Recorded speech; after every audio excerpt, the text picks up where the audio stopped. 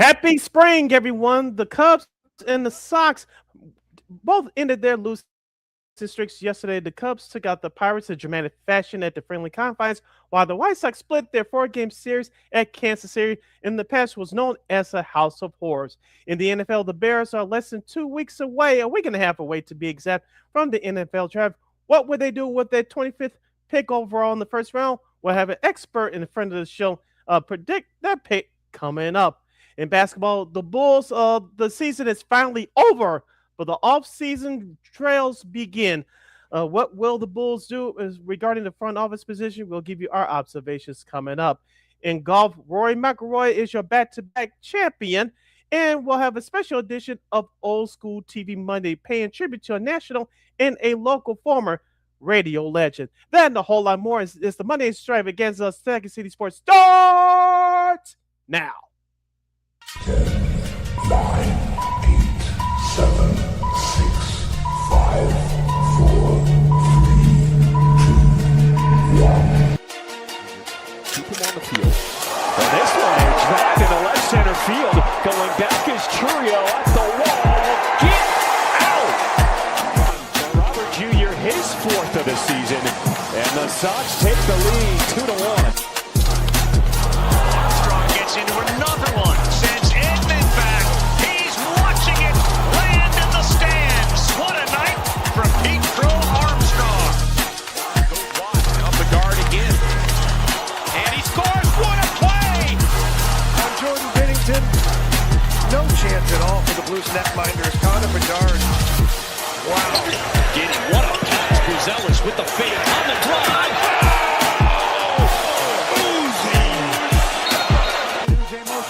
They're blitzing. It's picked up. Caleb Groves, middle of the field, Loveland catch. Breaks away the 30. Loveland 20. Loveland 10. Loveland end zone. Touchdown Bears!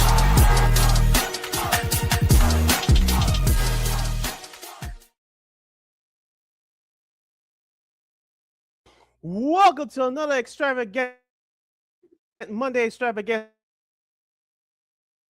edition of Second City Sports. You're locked and loaded, and we're live in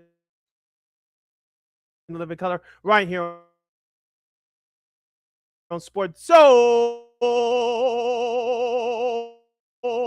Chicago. LaKeena McGee X in the IG is CK80. Once again, it's CK80. That's You follow LaKeena McGee on the Twitter, executing in the IG. Be sure to download the Sports Zone Chicago app wherever you get your apps. Please follow Sports Zone Chicago on all social media platforms on Facebook, X, Instagram, and YouTube. Like, share, subscribe, and tell your friends. We are unapologetically fun, and we have very definite opinions. If you have any definite opinion, do not 2 hour extravaganza, but call a Sports Talk Radio Show. You got to hit us up at Sports Zone Chicago's Facebook page or Sports Zone Chicago on YouTube. Type in those questions or comments in the comment section. LaKeena will get them up on the screen for you.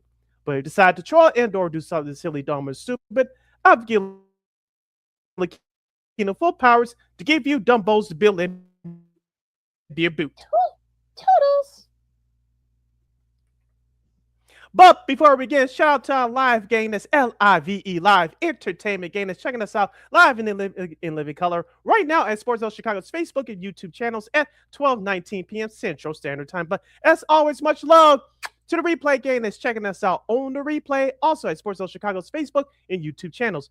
Don't you ever forget our motto: we'll talk sports, music, or entertainment. We will always provide. We invite you with some of the best on Second City Sports as Rory goes back to back down at the Masters. The NBA playoffs are set. Well, most of it anyway. The main parts are set, but the play-ins are going on. And why we'll tell you why the Bulls are now suddenly Portland fans. We'll talk about that. We a special anniversary, death anniversary, as we salute a special edition of Old School TV Monday. The Blackhawks are getting ready to finish up their season, while the NHL playoffs, they're starting to go going as well. And some teams have been eliminated from playoff contention. and so much more. We'll also talk with our buddy NFL.com's Eric Edholm as we get you set for the NFL draft and what the Bears will do. And that's what we're going to start with right now, as we haven't done this all the last couple of months since the season ended. We did a little bit here and there, but we really haven't gone really into the weeds of it. But with the draft only being about just a little under 2 weeks away, we figured, what, let's get it going here. And we talked about as far as the Bears are concerned, do they go edge rusher? We talked about TJ Parker from Clemson. Do they go O-line? Caden Proctor from Alabama, all SEC, offensive tackle. A few other names have been thrown around as well for the Bears. And what do they do? We'll talk to Eric about that in a few minutes. But it's sort of one of those things where you're just like, okay, Ryan Poles always says that let's get the best player available, best guy available, whatever. Now, will that be the case, this time, week and a half from now in Pittsburgh? Who knows? So, what do you think the Bears will do in about a week and a half, in Pittsburgh? I always stood on the position that if Ryan Poles supposed to trade out of that position, he only has to trade up to get the player that he needs to fit this team, and I will stand on them. But I think what the Bears will do is stay at 25 and pick the best player available. Now, do the Bears need a wide receiver? Yes, but you can go get those with one of your multiple second round picks, or wait until later rounds, the 34th round to do that. But this team, as we talked about all last year, when we were doing all the winning and through their short playoff run, this Bears team needs pass rushers. You look at Clemson's defensive lineman Peter Woods; he's available in the draft. Also, too, Akeem Messador from the University of Miami. He's been getting a lot of love from the local pundits here over the last week or so. And you have edge rusher Keldrick Falk from the University of Auburn. So Ryan Poles has some options there at 25 if he wants to go edge rusher. So, but what I think the Bears will do is take the best player available. If you can see my air quotes here, they'll take the best player available with that 25th pick. If it's a wide receiver, and me personally, I don't think they should do that with the 25th pick. But if it's the safety or an edge rusher, which this team desperately needs, I think they'll go either one of those two positions with the 25th pick. It's gonna be very interesting though, because another player that I've seen a lot people talk about, Anthony Hill Jr. from Texas. He's a middle linebacker, kind of like with your Urlacher and Briggs and those guys. Kind of he has kind of like a similar kind of like style and similar physique. If you guys saw him play over at Texas, he's definitely very similar to what it does here. But yeah, it's gonna be interesting what the Bears will do, especially with Poles has done now the last few years. Yeah, I mean, some of the Poles' picks have actually been pretty good. So again, could it be the same here? But it's really based on need, and we all know that the Bears still have some needs. If there is a wide receiver available, does that count? I mean, it's sort of like the edge rushers were the thing. We talked about Parker, we talked about Folk, and it's gonna be interesting what the Bears do with that pick, because I mean, do I see him perhaps Poles maybe trading back, perhaps get a couple more picks? They don't have any picks in the back end, so I can see him doing that too. So he really does kind of have some options, compensatory picks or not. But yeah, I think it's gonna be interesting what he does here, because I think it's really just gonna be playing it by ear. And that will there be a trade coming up, maybe a Max Crosby trade still coming up that we might see in the next couple of weeks. So it's really going to depend on what happens in these next weeks and what the other teams do. You're listening to Second City Sports on Chicago City. LaKeena kicking it here with you, discussing the Bears with their 25th pick, what they potentially could do in next week's NFL draft, which will take place in Pittsburgh, Pennsylvania. LaKeena, we talked about the Bears needing the pass rusher. I think GM Ryan Poles knows that by now. I think most Bears fans know they know that by now. But the second position of need is offensive line, in particular left tackle. You're talking about Caden Proctor just a moment ago from Alabama. How about offensive lineman Blake Miller from Clemson? He's a guy that people have been talking about around here over the last couple of weeks or so. And with the injuries to Ozzie Petrupillo, say that 5 times fast, with that pectoral injury, that's going to keep out most, if not all, of next year. And Braxton Jones, I think, he's still back with the club for one more year. You need some backups at that position. And if Ryan Post decides to go with offensive lineman at 25, that player better come right away because this team has turned the corner, as we said last year, with them winning the division last year. You saw what they did in the playoffs, beating Green Bay in the fashion that they did, and they were one turnover away from getting to the NFC Championship game against Seattle. So, whatever player is selected at 25, whether it's offensive lineman or defensive end, that those players, that particular player, all the players within the first four picks that the Bears have in the top 50, they need to be impact players right away. But getting back to the offensive line, or whoever Ryan Post selects with one of those first four picks that they have within the top 50, if it's an offensive lineman, that lineman got to come in and be an impact player right away. And look, Miller has a lot of experience. He is two-time All-ACC, and look, I've heard that name as well in the last few days, and I think this is going to be interesting to see if he's going to still going to be there, because I know there are other teams that need an all-O lineman as well. I know Houston needs one. San Fran could also use some O-line help as well. The Chargers could, to help protect Justin Herbert. So it's going to be one of those things where it's just like, if he's there, if Miller is there, I could probably see maybe Poles taking him, but. With, like I said, with no picks in the back end, I wouldn't be surprised if Poles does decide to trade down and probably get more picks in the second and third round, and fourth round especially. So yeah, I think that part of it's going to be, that's kind of like the part of it for me. That's going to be interesting when he does that, because the Bears will need O-line help with Trapillo and Drew Dalman and someone retiring, and that's going to be the key here for me. And who can kind of step in right away. And Blake Miller, like I said, having a lot of experience. Be a 5-year starter out there in Clemson. He could probably definitely fit the bill there.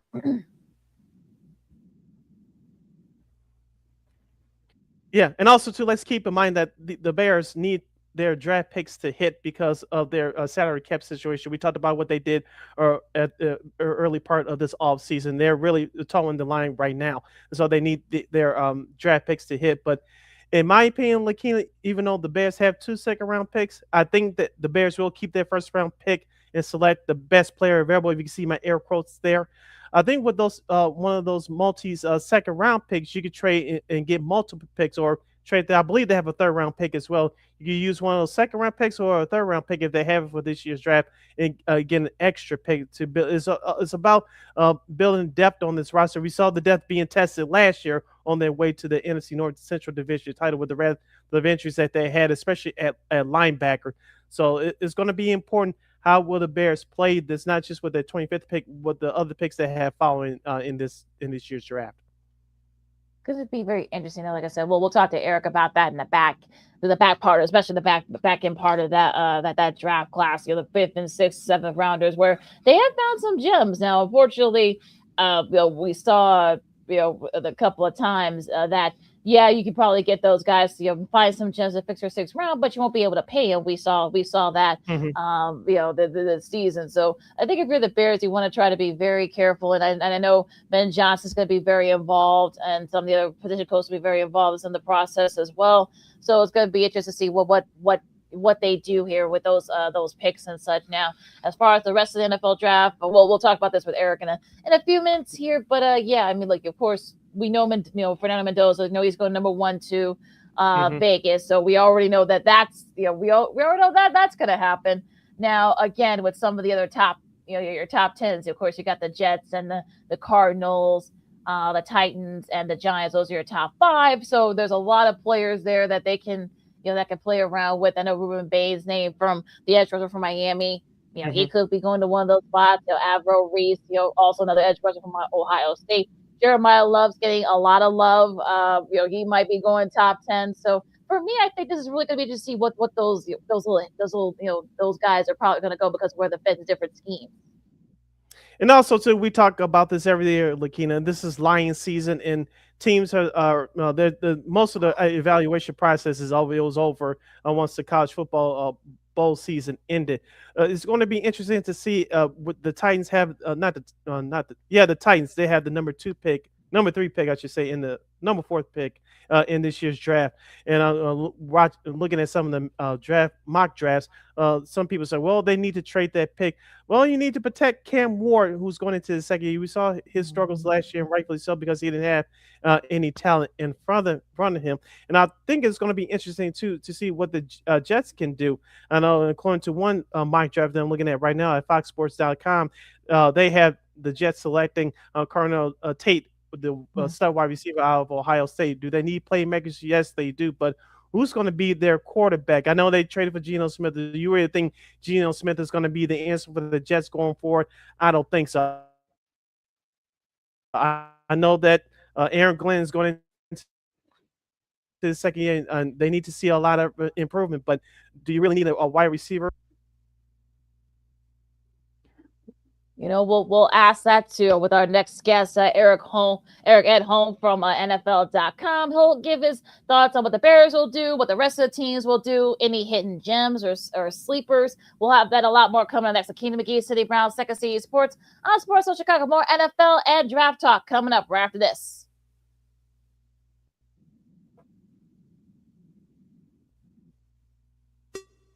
Hey, it's your boy, the Superback, Sean Sierra, and be sure to follow Sports Zone Chicago on all social media platforms, on Facebook, Instagram, and our Roku channel. You can find us at Sports Zone Chicago, and on Twitter, we are at Sports Zone Shy. Also, be sure to download our mobile app so you can take Sports Zone Chicago with you on the go.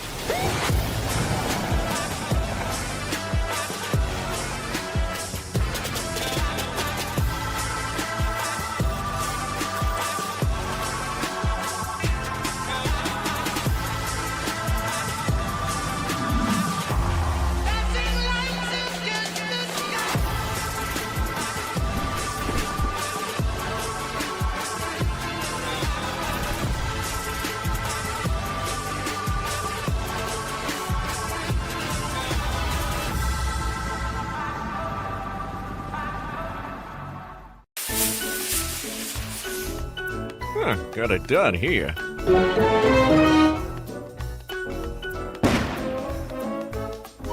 Ouch! And we're gonna make sure you lit this time.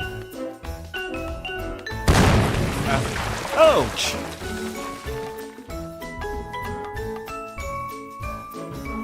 You're not gonna get me this time. Ow, Manny! Whoops!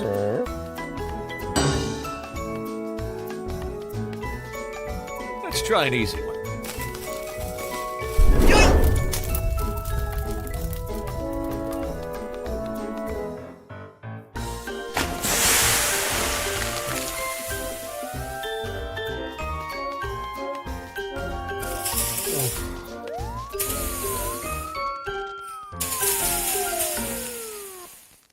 Every day we take steps to keep the people we love safe, but some health risks are easy to miss. Ticks hiding in the yard can spread germs, like the ones that cause Lyme disease. Mice searching for food can spread bacteria that makes us sick. Mosquitoes lay eggs in standing water and can spread West Nile virus and more. Cockroaches are drawn to water in the home, leaving behind allergens that can trigger asthma attacks. Common pests can threaten our health. Learn how to protect your family at pestworld.org. Hey, this is Corey McGetty, and I listen to Sean and Maya on the morning show.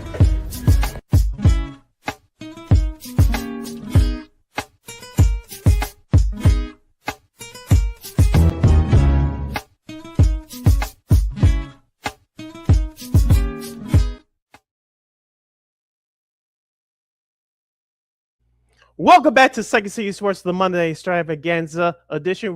You're locked and loaded, and we're live in living color right here on Sports Zone Chicago. Sid the Kid is me. LaKeena McGee is she. You can follow yours truly on the Twitter, X, and the IG at SidKid80. Once again, it's SidKid80. That's SIDKID80. That's SIDKID80. Do you follow LaKeena McGee on the Twitter? Execute again to IG.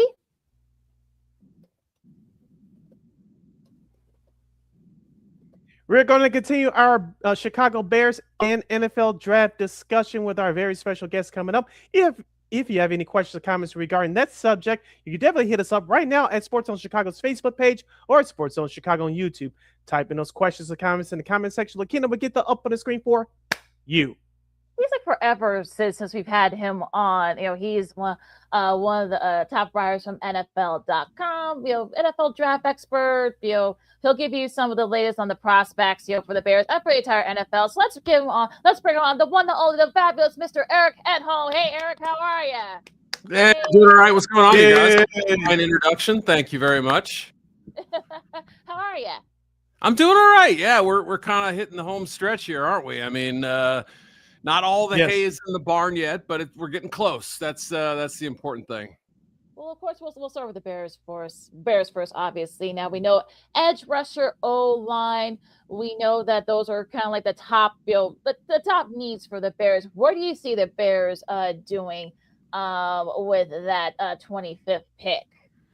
Yeah, it's going to be interesting to see who's on the board then. I think what you could expect at some point before the Bears pick is a run on offensive tackles. And if it happens fast and furious, like I think it could leave the Bears with some limited options there. If offensive tackle is a position they're considering in their round one pick, they have to at least be prepared to pivot, because I think there's going to be a run.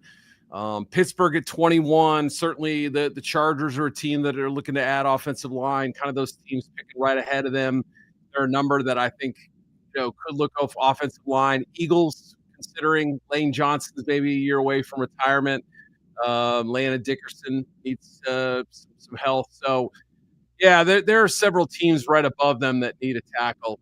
If they don't go that direction, I think defensive line is a strong possibility, either interior or exterior. I can see a pass rusher. I can see a two-down run stuffer. I can see a combination of the two, an edge that can play inside or a tackle who could move around a little bit. So I think it's important for them to get pressure players on defense. I know safety would probably be on that list too, but I think it would take the right guy falling to them, maybe Dylan Thieneman, for them to consider going safety round one. If I had to guess, one of the lines of scrimmage is probably your best bet for their first pick. Now, if, like you mentioned, if everything falls in line for the Bears with their 25th pick, we all know that they have 2 second-round picks. Do you think it's a possibility that Ryan Poles can trade one of those second-round picks to acquire multiple picks, or do you think they'll use one of those second-round picks to select the wide receiver? Because we all know that they traded DJ Moore to Buffalo. Right. Luther Burton exploded at the end of last year. Roman Duzey, he had a great catch against Green Bay in that playoff game last year, but he struggled through the last half of the year due to his foot injury. Do you think that Ryan Poles, assuming that he doesn't trade either of those second-round picks, do you think he'll use one of those second-round picks to select a wide receiver? I think it's a strong possibility. They have another day 2 pick as well. A little light on day 3. They have the 4th rounder and the 2 7th rounders off the top of my head. So what they do is going to be interesting. I mean, they obviously, when you're sitting there with 2 kind of bunched up picks there in the second round, it can be a little bit of a chaotic stretch of the draft there. The picks go fast in the second round and faster than the first. So, is that an opportunity for them to swing a deal? Yeah, but they're going to have to get some of the legwork done ahead of time, make some of these preliminary calls. Then when they're on the clock, or maybe even, 4 or 5 picks out, they can kind of see the landscape. Hey, is there a receiver that we think has a much higher grade than he should be at this spot? If that's the case, maybe you're able to reposition yourself a little. Or is there a glut of receivers? Because it's a pretty deep draft at that group, and not the deepest we've seen, but pretty good. Are there several closely aligned or, closely graded receivers who fit what we want? I suspect that won't be the case. I think they're going to be a little more picky. Ben seems to have his type at receiver. So I suspect the number is not going to be a large group of people, but I think there will be a handful that really kind of fit his vision.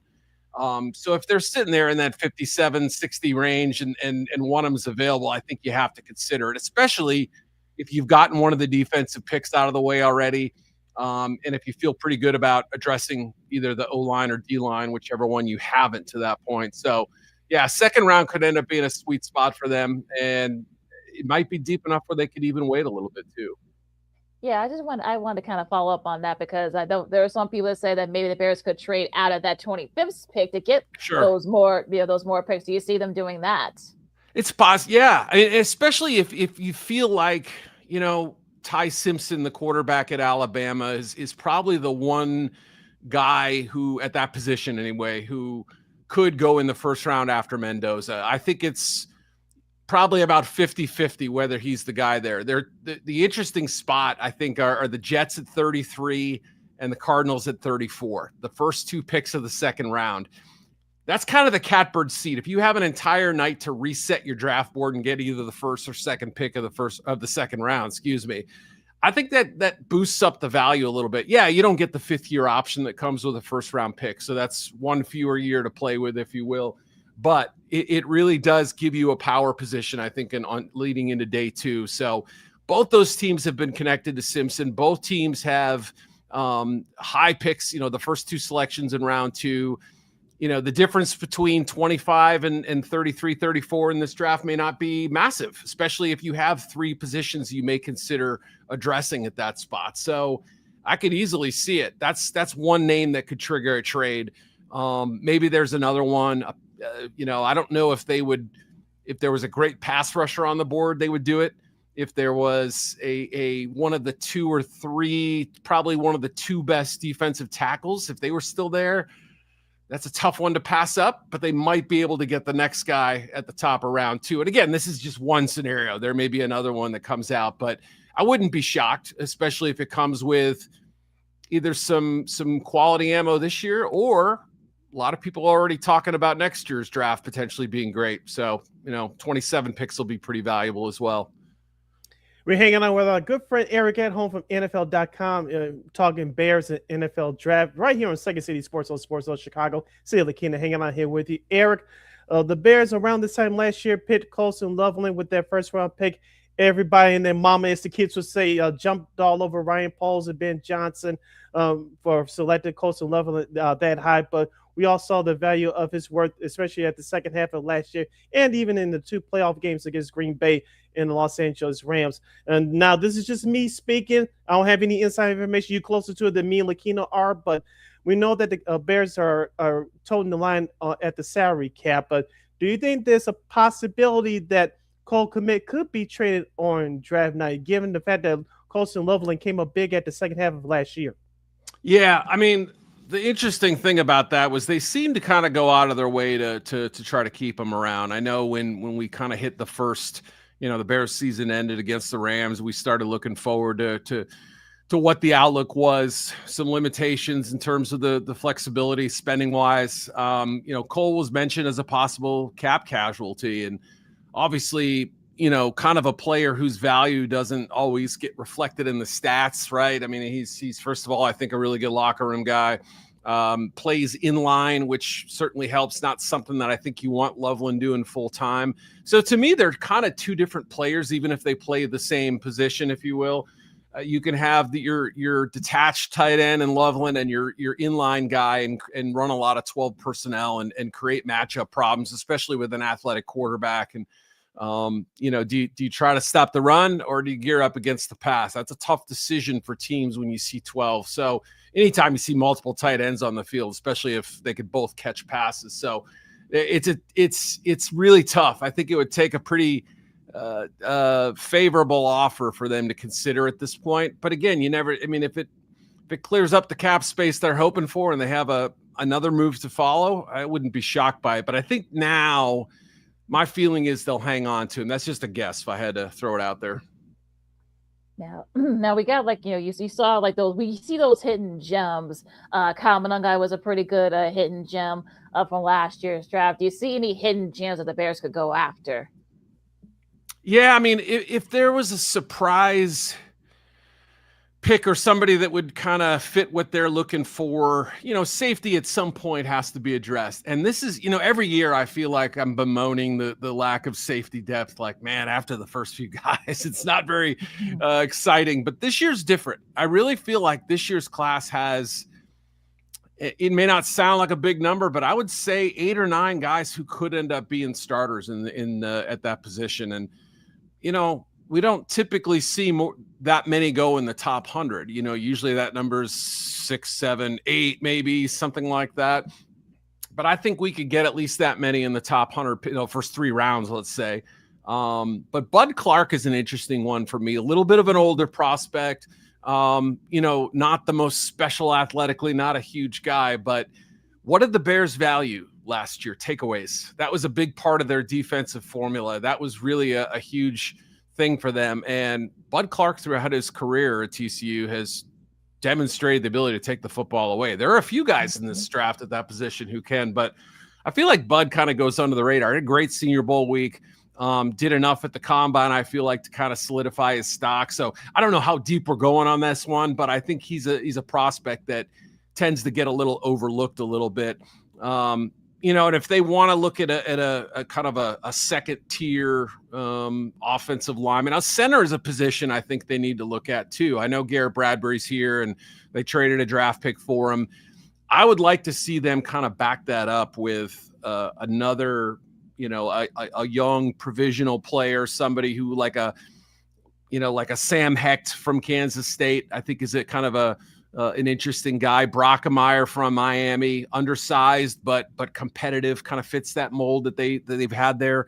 Drew Dolman was the same guy essentially in athletically speaking. So there's some good second and third tier centers that are worth developing in this class. Jake Slaughter from Florida, and you might be able to get him in the 3rd or 4th round. So that's another position I could see them kind of dipping into what I think is maybe a little stronger than some people think. Now, we saw the jump last year from year 1 to year 2 for Caleb Williams and being the first year in a new system for Ben Johnson. What do you expect from him in year 2? I know there's been reports already that he's working out with the guys. I know the first offseason workout is around this time next week.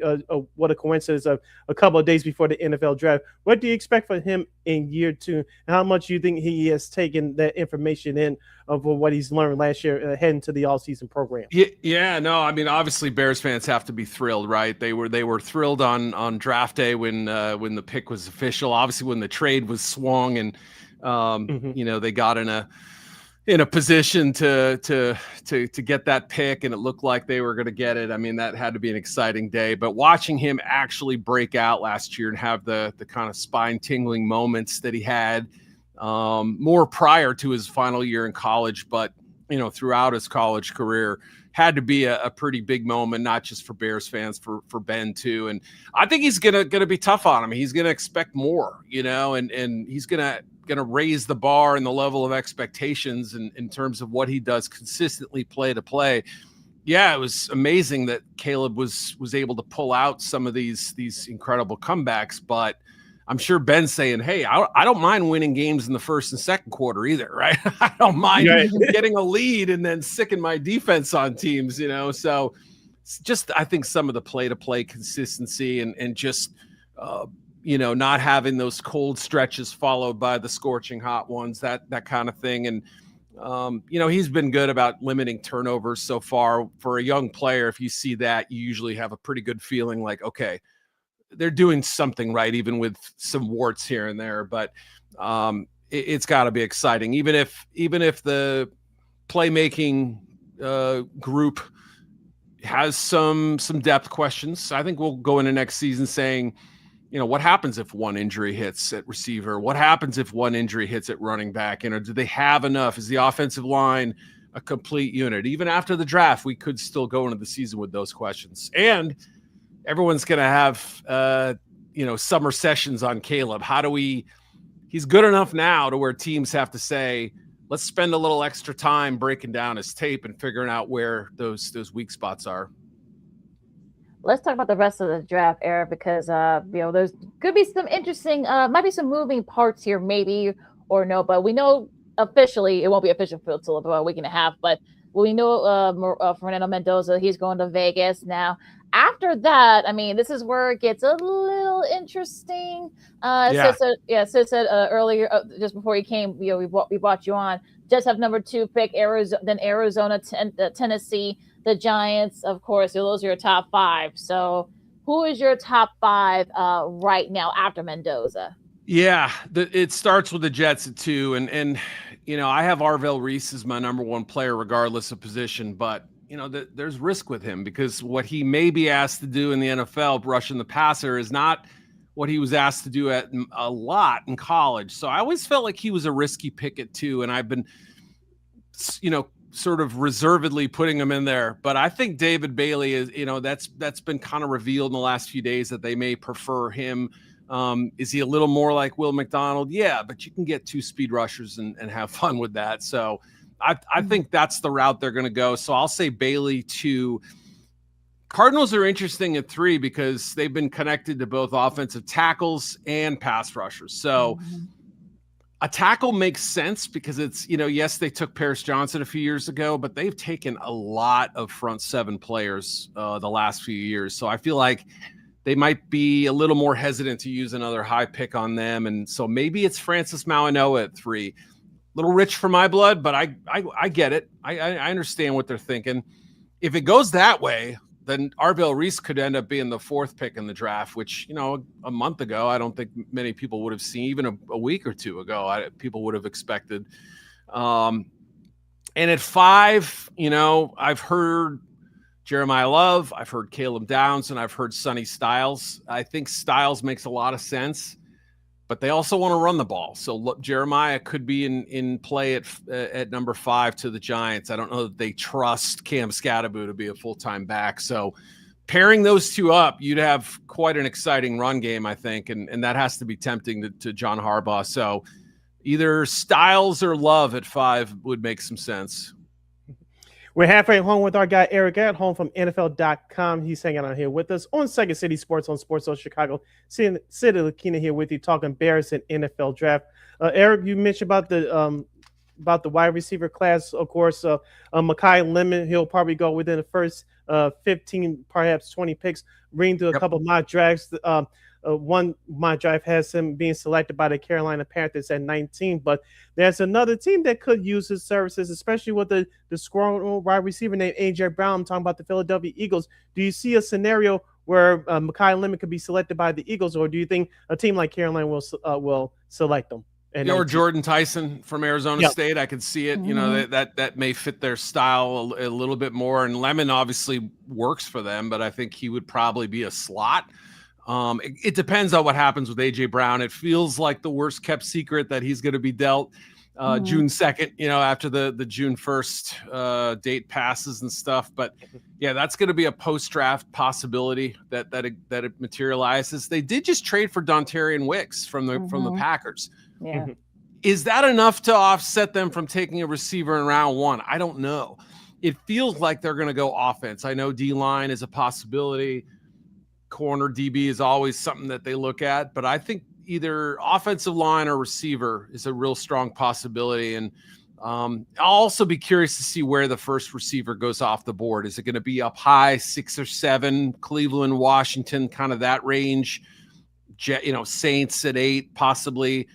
If we get through those 3 picks and a receiver doesn't go off the board, or maybe one does, I'll be fascinated to see what the trickle down effect is, because maybe Tyson or Lemon or one of those guys, Boston possibly, could linger a little longer than we're expecting right now. What about Omar Cooper Jr.? I've heard his name. His stock scale has gone up, through the combine and such. I've seen maybe mid first round to maybe even like early second round. So where do you see him?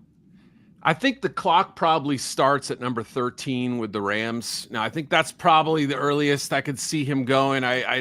There's not a team above that I immediately say, aha, yeah, that's a Omar Cooper team. But, it's possible. So I would say the Rams at 13 makes sense. The Jets at 16, if they stay put, and they've got a ton of ammunition. If they want to move up for a receiver, they could.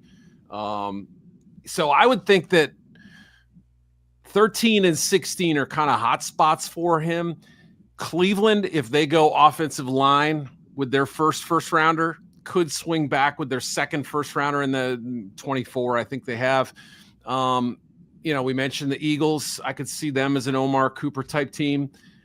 I feel like he's not getting out of the first. I would have agreed with your sentiment. I had him, I think, as my 26th or 7th overall player, regardless of position. Some of that is because this is such a deep receiver class. I mean, he's like my receiver 5 or whatever, but there's not a lot separating them. So he kind of got punished a little bit unfairly. But yeah, I mean, I think he's probably worth a first round pick to some teams. And I think he ends up going in the first 32 if I had to guess. We're heading down the home stretch with our guy Eric Edholm from NFL.com. He's talking Bears and NFL draft with us right here on Second City Sports, on Sports Zone Chicago City. LaKeena here with you. Let's broaden the discussion, Eric, go to the rest of the league. Of course, Max Crosby will seem to be the prize. I'm using air quotes here. Everybody thought he was going to go to the Baltimore Ravens via trade early in the offseason, but that deal was nixed. And, of course, Trey Hendrickson was picked up via free agency by the Baltimore Ravens. Give us your thoughts about that whole situation. And do you think the Baltimore Ravens have an image problem because of what went down with that Max Crosby potential deal? Yeah, there was certainly some backlash right away when that happened. It was almost like people sort of read between the lines and said, wow, the Ravens just chickened out. Like they just got cold feet. They didn't want to spend the money, or was there really something medically wrong? The Raiders are acting as if, now that this thing has been voided, we're happy to have Max back. So that tells me that they didn't go into this offseason saying we're trading him no matter what. They went into it saying we're going to put a really high price tag, 2 first-round picks, and if someone's willing to meet that, we'll reluctantly deal him. And that's what happened. And when it got reneged, or reversed, whatever, I think they said to themselves, like, this maybe it worked out perfectly, right? Like we didn't really want to trade him, but we kind of felt almost obligated to, in the sense that, boy, that's a good return for a 29-year-old pass rusher. I love Max Crosby. I think he's fantastic. But, I mean, that's pretty good value in return for a guy who's played a lot of snaps. The injury concern may kick in at some point for him. He was hurt at the end of the year, not significantly, but again, you don't know how long these guys' careers are going to last. So, that I think they feel like for now he's a Raven. And did the Ravens take a little bit of a hit? Yes, but I don't think it was as big as a lot of people thought at the time. Like, oh, some teams are never going to trade with the Ravens again. I don't know if that's going to be the result of this. So was there some head shaking and finger wagging that happened after that went down and maybe felt like the Ravens had cold feet there and decided not to go through with it? Possibly. But their reputation is pretty strong overall, even with some tough moments in their history. The Tucker stuff was not pretty, and this was a different kind of a black eye for their image. And they're not perfect like any team, but I think they'll be all right. What's fascinating is, like, if the Raiders ever consider trading Crosby again, and I know the Bears were one of those teams willing to make a quality offer, but does it happen on Micah Parsons' time, like August? Does it happen at the trade deadline? Is it something that teams revisit a year from now? Possible. We'll have to see how quick the Raiders rebuild goes. Now, you just mentioned it a few minutes ago, but the A.J. Brown thing is getting, we'll leave the other stuff alone, but everything's getting all haywire. So do you see him getting moved at some point during the offseason?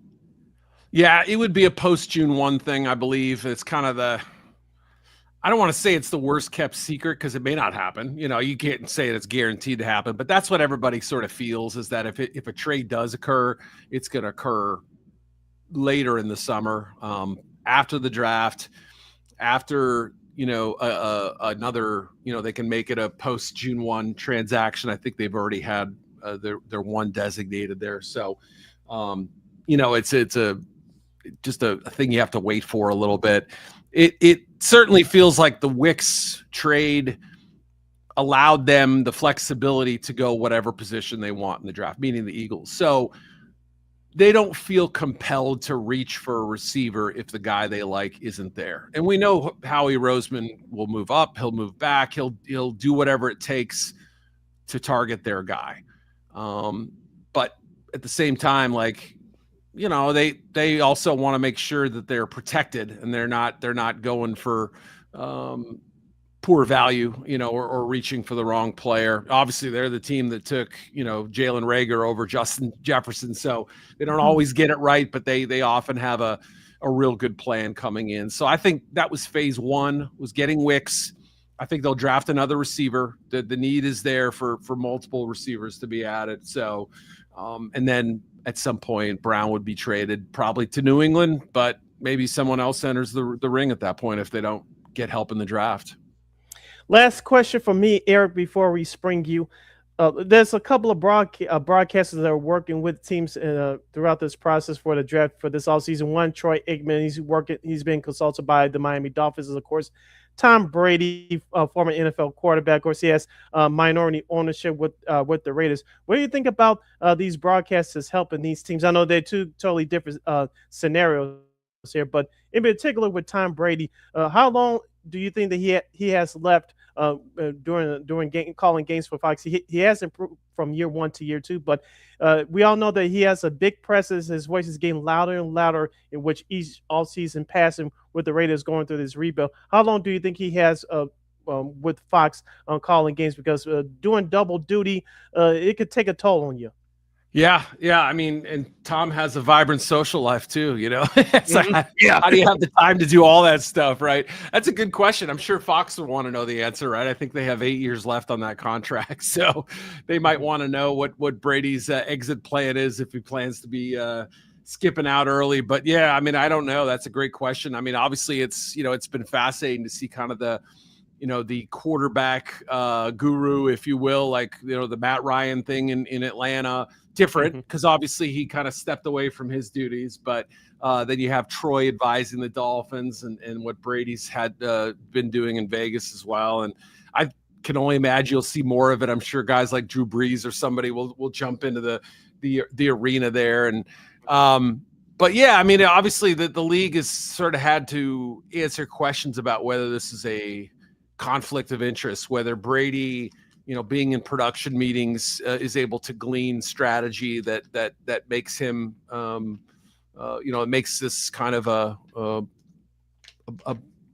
breaking of the rules, if you will, or an advantage that other owners don't have, So I know he's been obviously under the watchful eye a little bit, and there's been some pressure to kind of get him to recuse himself in certain spots. And yeah, I mean, at some point, I mean, the money's obviously so good, it's hard for Brady to walk away from that.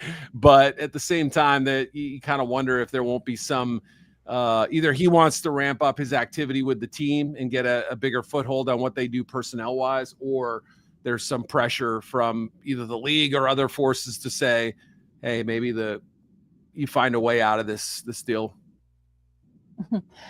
That was Eric Edholm from NFL.com. Where can people find all your great articles and your social media and all that other good stuff? Yeah, NFL.com. I got a top 100 list out now. My final mock will be out early next week. I'll have a couple days before the draft to savor it.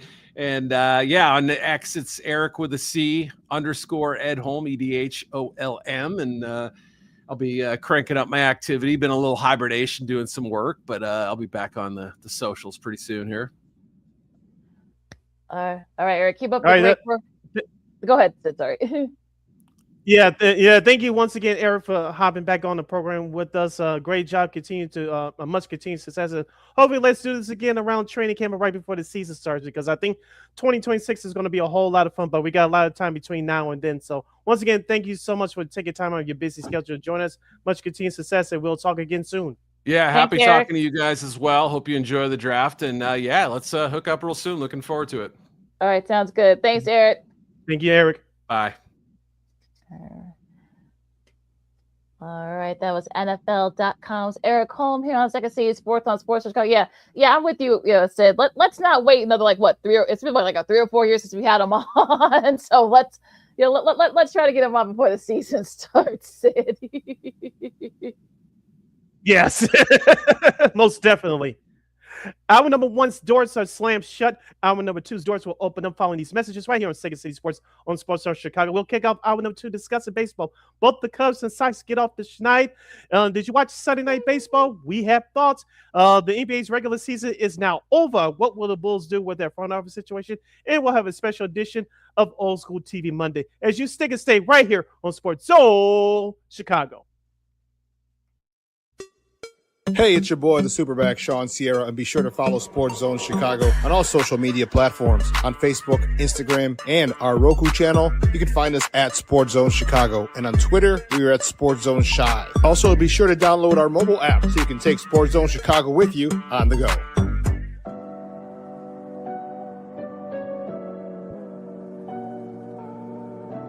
How do you take care of your mind health?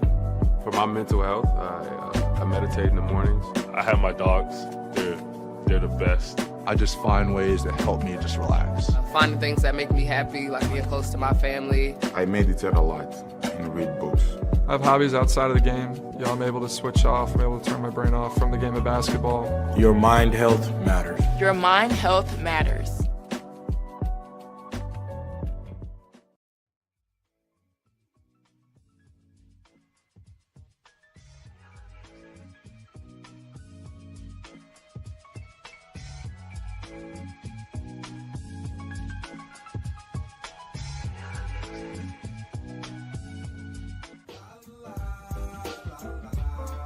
It's a romance sport.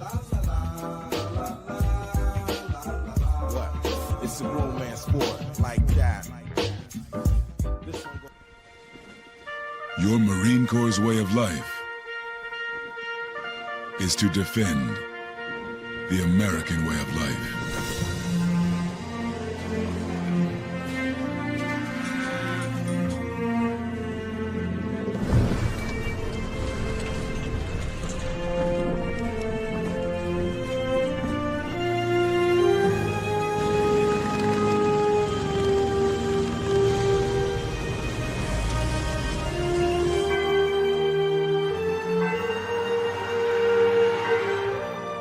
Every day, no matter where we serve, we take a stand for our nation, for each other, for us all. The few, the proud, the Marines.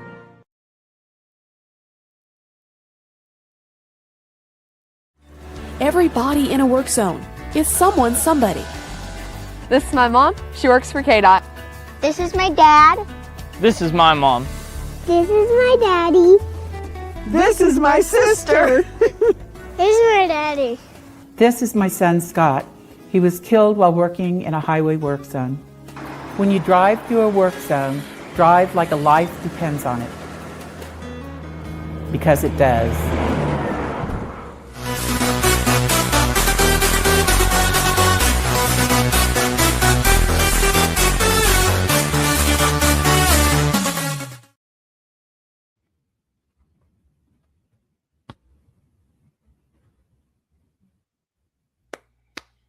Welcome back to Second City Sports as we kick off hour number two of this fabulous program, this Monday Extravaganza edition. Sid the Kid is me. LaKeena McGee is she. You can follow yours truly on the Twitter, X, and the IG is SidKid80.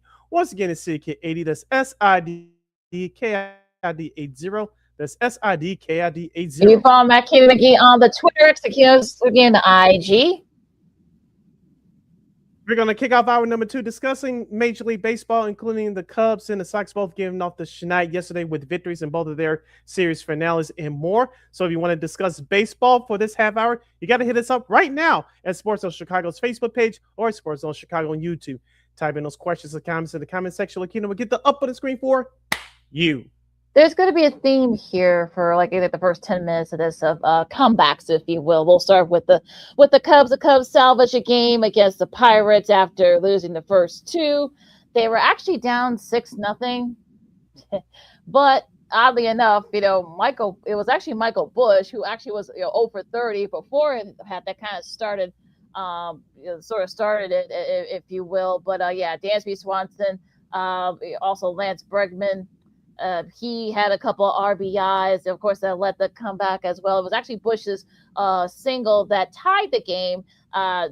Say actually scored on the throwing error, which led Swanson to score in the 8th. And of course, Carson Kelly hit the walk-off single. And of course, like I said, the Cubs salvaged a game in that series. They still lose two out of 3, but they were able. They saved themselves from getting swept. Now they do face a Phillies team that's also been struggling lately. So we'll be interested to see which one of these teams get off the schneid. But you probably say they should have won that game on Friday. But again, runners in scoring position. There again a theme here with this. But yeah, they have been, I think, like one for the last 30 or something like that with runners in scoring position up until that yesterday's game when they came back and won, got those guys across. So hopefully this will mean that the Cubs have turned the corner, and because the pitch has actually been pretty good. I mean, Taillon had a nice outing. Excuse me. Taillon, like I said, Taillon had a nice outing yesterday. Shota had another good outing on Friday, which they wasted. He had a no-hitter going into the 6th inning. He got pulled after 100 pitches. Probably could have got another inning out of him, but again, that's a different conversation for another time. But yeah, I mean, look, at least the Cubs got a win. They didn't get swept, and look, maybe they can get some ground against the Philly team that's going to do the same thing. Yeah, I watched a lot of that game yesterday. Part of it was because the White Sox were in a rain delay. We'll get to the Sox in a couple of minutes. But watching this from the 7th inning on, once remember Brandon Lowe, no pun intended. Brandon Lowe, after his 2 home runs, he caught Alex Bregman had the bases loaded in the 7th inning. He popped out to the infield. Brandon Lowe, the second baseman, caught the ball, fell down. This was where your baseball IQ comes in. Dansby Swanson had tagged up from third, and I said, I don't know if that's a good idea. I get the idea, but I don't know if it was a great idea. The throw was wide, and Swanson scored, which made, I believe, 6-2 at the time. I said, the Cubs come back to win this game. That's going to be a key play of the game. It turned out it was. Pittsburgh had another blunder by Connor Griffin, their rookie shortstop, who only had 1 hit in the series, by the way. He had another blunder, which he threw the ball to first base, and the runner was safe. And Pittsburgh had another blunder in the 8th, defensive blunder in the 8th inning as well. So, as you mentioned, with the theme of this series, runners in scoring position. Now, the Cubs took advantage of those mistakes by the Pirates yesterday. Unfortunately, they couldn't get those breaks, especially in last Saturday's loss against the Pirates. They had 2 runners on both in the 10th and 11th innings, so they just couldn't get their run across. You mentioned about their pitching. Shota Imanaga, as I said before the season started, the pressure is going to be on him this year. Most people thought that the Cubs weren't going to bring him back, but he accepted a qualifying offer, and he's pitched well to start the year. Edward Cabrera has been tremendous. I know he struggled. If you look at my air quotes here, he struggled talking about Edward Cabrera comparing to his first 2 starts of the year on last Saturday's game. He pitched 5 innings, gave up 8 hits, walked 3, struck out 4, but he's been very, very good for this Cubs team. You mentioned about Jameson Taillon yesterday. Outside of those 2 mistakes he gave up to Brandon Lowe, he pitched well. You mentioned striking out 10. Only the second time he's done that, striking out 10 or more batters in 6+ innings ever since he became a Cub a few years ago. So we talked about the pitching. It needs to hold up. It has held up now with Kate Horton being gone for the year. Justice Steele, he should be available for this Cubs team later on next month. Early June at the latest, but this Cubs team has to score runs, LaKeena, to keep pace, because if they don't, they're going to be in trouble. I know they're built around power, but as we talked about last year, and we're going to talk about it again starting out this year, when that power is not there, excuse me, when the power to hit home runs is not there, can you create opportunities for you to score, which is steal bases, hit and run, button squeeze? Can they do that on a consistent basis? If they can do that, I think this offense will be unstoppable. You saw the potential of this offense last year when they had Kyle Tugger. When all systems were a go, they were very hard to beat. They were very difficult to beat against a good pitcher. We saw that in that series against Milwaukee last year. So, excuse me. So the Cubs had to be aggressive offensively, stay creative, because against good teams, that power is now always going to be there. So you had to find creative ways to score runs. Now it'll be interesting what they do over at Citizens Bank Park. We know that ballpark can be a little bit. You may have to take the over on this one, so they should be able to get it going there against a Philly team that they've had their own issues. We'll get to them, and we'll get to those issues in a second here. But it should be an interesting pitching matchup tonight. You got Javier Assad, of course, had a nice outing last week against the Rays. He goes up against Christopher Sanchez. That should be an interesting matchup. There you got Colin Ray against Aaron Nola. That's tomorrow. That game will be on TBS. And Shota in that rubber match of that series, he goes against Jesus Luzardo. So that should be an interesting matchup as well. So it could be a good one here. Now, again, if you're the Cubs, you just want to win the series. Luckily for you, the NL Central, a lot of the teams are struggling for the most part. So no one's running away from that division right now. So you can take the time. It gets a lot harder because you got Philly, you got the Mets this weekend, and you got to go and you have to play Philly again this time at home next week. So you can probably try to see if you can get a couple of these. So at least maybe win 2 out of 3 against in Philadelphia. Go win 2 out of 3 against the Mets. And so, they just build on from there because it doesn't get any easier for the Cubs to schedule. This is good. This is the part of the schedule where it's going to be a murderer's row. So you got to take it one series at a time. Yeah, we talked about this last year. They faced the entire NL West last year, and they came out okay before they really jumped up into their record that they had before Milwaukee took the division from them. But it's the same scenario in a sense this year. I think they play the Dodgers not this coming weekend, but next weekend in LA too. So you have to throw that team in there as well. So, like you said, for the Cubs, just build off this momentum. You can come back and win ball games. Your pitching has to stay solid.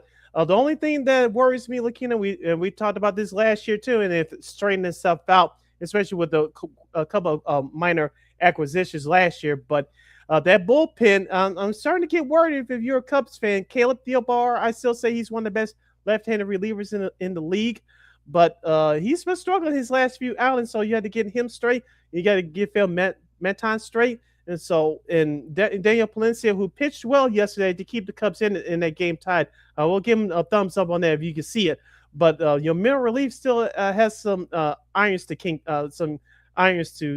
some kinks to straighten out. So if they can get that situation straightened, I think the Cubs will be okay. Like you said, given the fact the rest of the division is struggling. We'll talk about the rest of the division in a second. But to your White Sox, they did salvage a split against the Royals. Interesting what happened in this game yesterday. 3-hour, almost a little over 3-hour rain delay. And, the White Sox, to their credit, they were right there. They came back twice. Tanner Murray was really the big instrumental in that when he got his first major league home run. He and Montgomery connected. And also, of course, some of the big bats late. They made some big defensive stops late.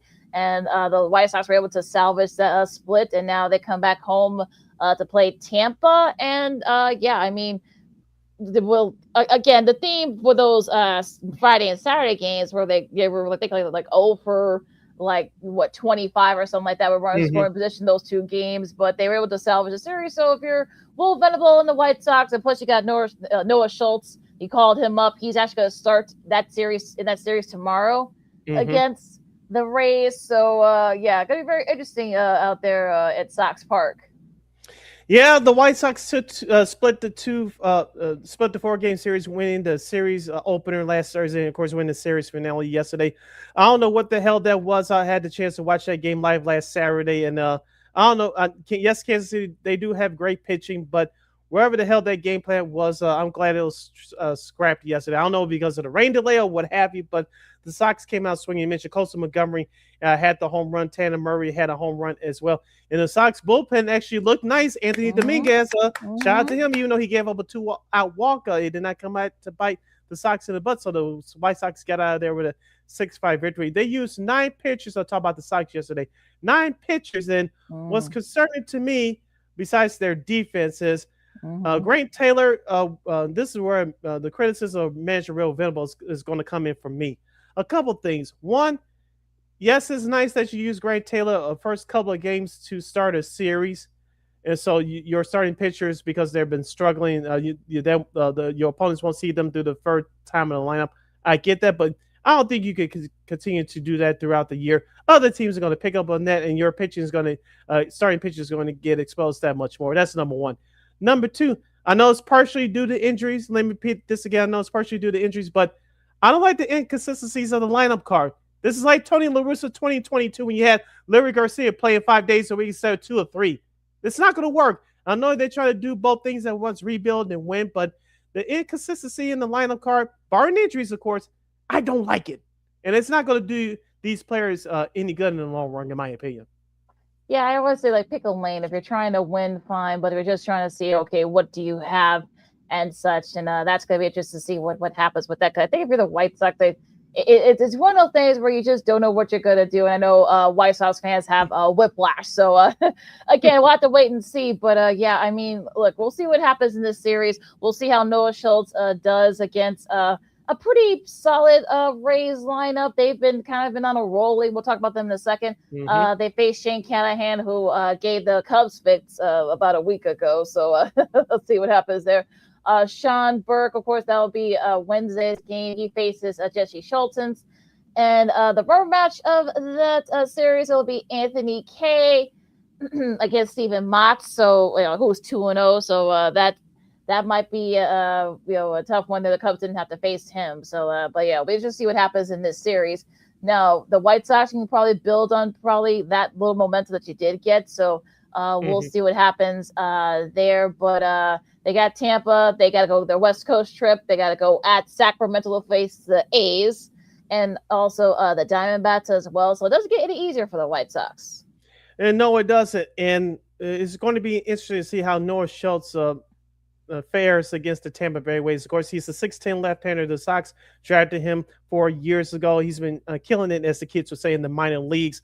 And I thought that we were under the impression, at least I was anyway, I'll speak for myself first, but I was under the impression that the Sox would bring him up around Memorial Day or early June at the latest. But given the fact you sent down Shane Smith last week to the minor leagues to get his issues straightened out, and given the fact that this starting rotation had outside of Anthony Kay and Davis Martin, they have given you nothing outside those two. So let's see what Noah Schultz does tomorrow night. And hopefully Mother Nature will cooperate, and hopefully the Sox will get a decent crowd. It's supposed to be decent weather tomorrow night, but I know thunderstorms are predicted in the forecast perhaps later on in the game. So hopefully Noah Schultz can get some good quality starts in there, starting there tomorrow. So it's going to be interesting to see how the White Sox play this, how they fare in a short stint at home before at least going out on the road next weekend at Sacramento to play the Oakland A's, as we call them on this show. So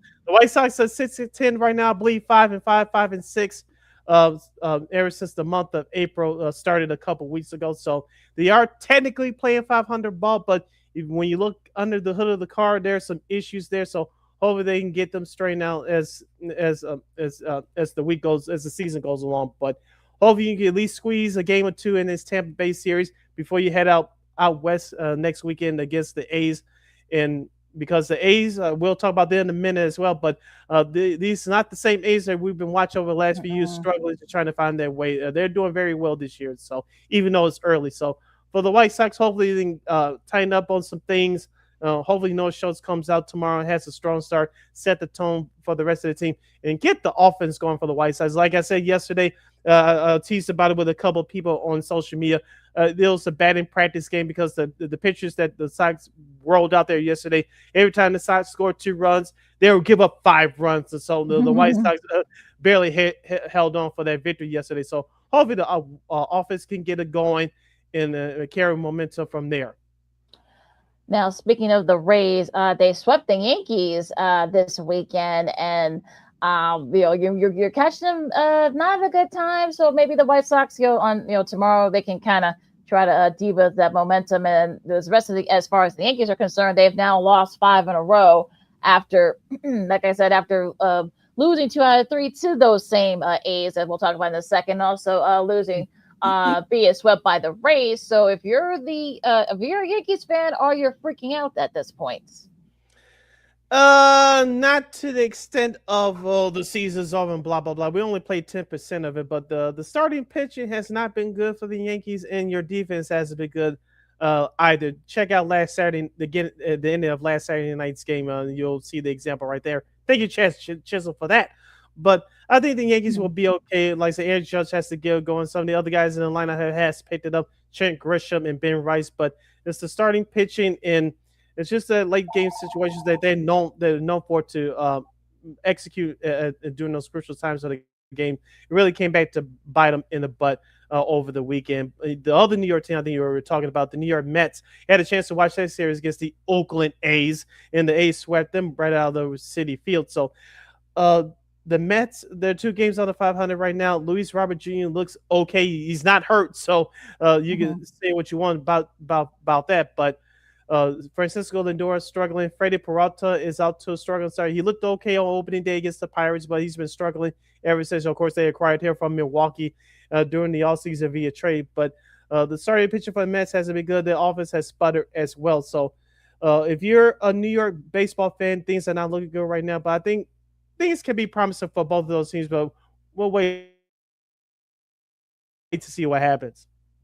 Now, as far as Toronto's concerned, they just traded Jordan Rich to the White Sox for the player to be named in cash considerations. We haven't decided on that, but they do get Lennon Sosa back. Of course, George Springer got hurt during that series, so it'll be interesting to see how Sosa fits in there with Toronto. We know Toronto's had their struggles this year, so we'll see what happens. Now, break out the Twins, Minnesota.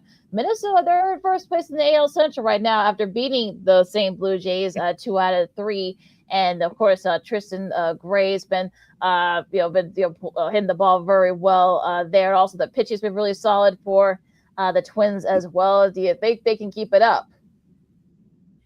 I don't know if they can. I got to see more of them and to give you before I give you a definitive opinion. But like you said, they took advantage of a struggling Toronto team. Speaking of Toronto, they called up former White Sox player Eloy Jimenez yesterday. So we'll see if he can contribute anything to the Blue Jays on their main roster. But back to the Twins, they taking advantage of some poor performances by the other teams that they have faced so far this year. And I know they're kind of in retool mode like the White Sox, even though they're a step behind the White Sox. But they're taking advantage of it right now. Do I believe in them? I have to wait a few more weeks to see if I can before I give you a definitive answer. So they're starting off well right now, but I'm in a wait and see more mode before I give you a definitive opinion about the Twins. Now, it looks like Detroit's starting to figure it out. They swept the Marlins. Tariq Skubal outdueled Alcantara in the rubber match of that series. The Tigers actually also hit 3 home runs to seal that 3-game sweep over the weekend. So I think that Detroit's starting to figure things out. The good thing is that no one's running away with that division either. So if you're a Tigers fan, you gotta be feeling pretty good at where you're at right now. We're not even 20. We're like not even 10% into the season. So I think for Detroit, got to be feeling pretty good after sweeping the Marlins this weekend. Yeah, I was kind of disappointed in Sandy Alcantara yesterday because it was on paper that pitching matchup did look solid, but Detroit jumped on the Marlins early, scoring 3 runs in that first inning. They cruised on to that 8-2 victory, I should say. But check out rookie shortstop McConaughey. He's been hitting the ball very well. He had a home run yesterday. Also, too, Kerry Carpenter, their right fielder, he hit one out of the ballpark, and they catch a dingler. He hit a home run yesterday. And all total, the Tigers, they hit 3 total home runs in that series finale yesterday. We talked about this last year, LaKeena. Their offense did just enough to jump out to that big lead in the AL Central race last year before Cleveland caught them. But this Tigers team is hit and miss at times on offense, and sometimes you don't know which team you're going to get there. Starting staff is solid. I know they picked up Kenley Jansen to close games for them last year. You know me, I liked a Vest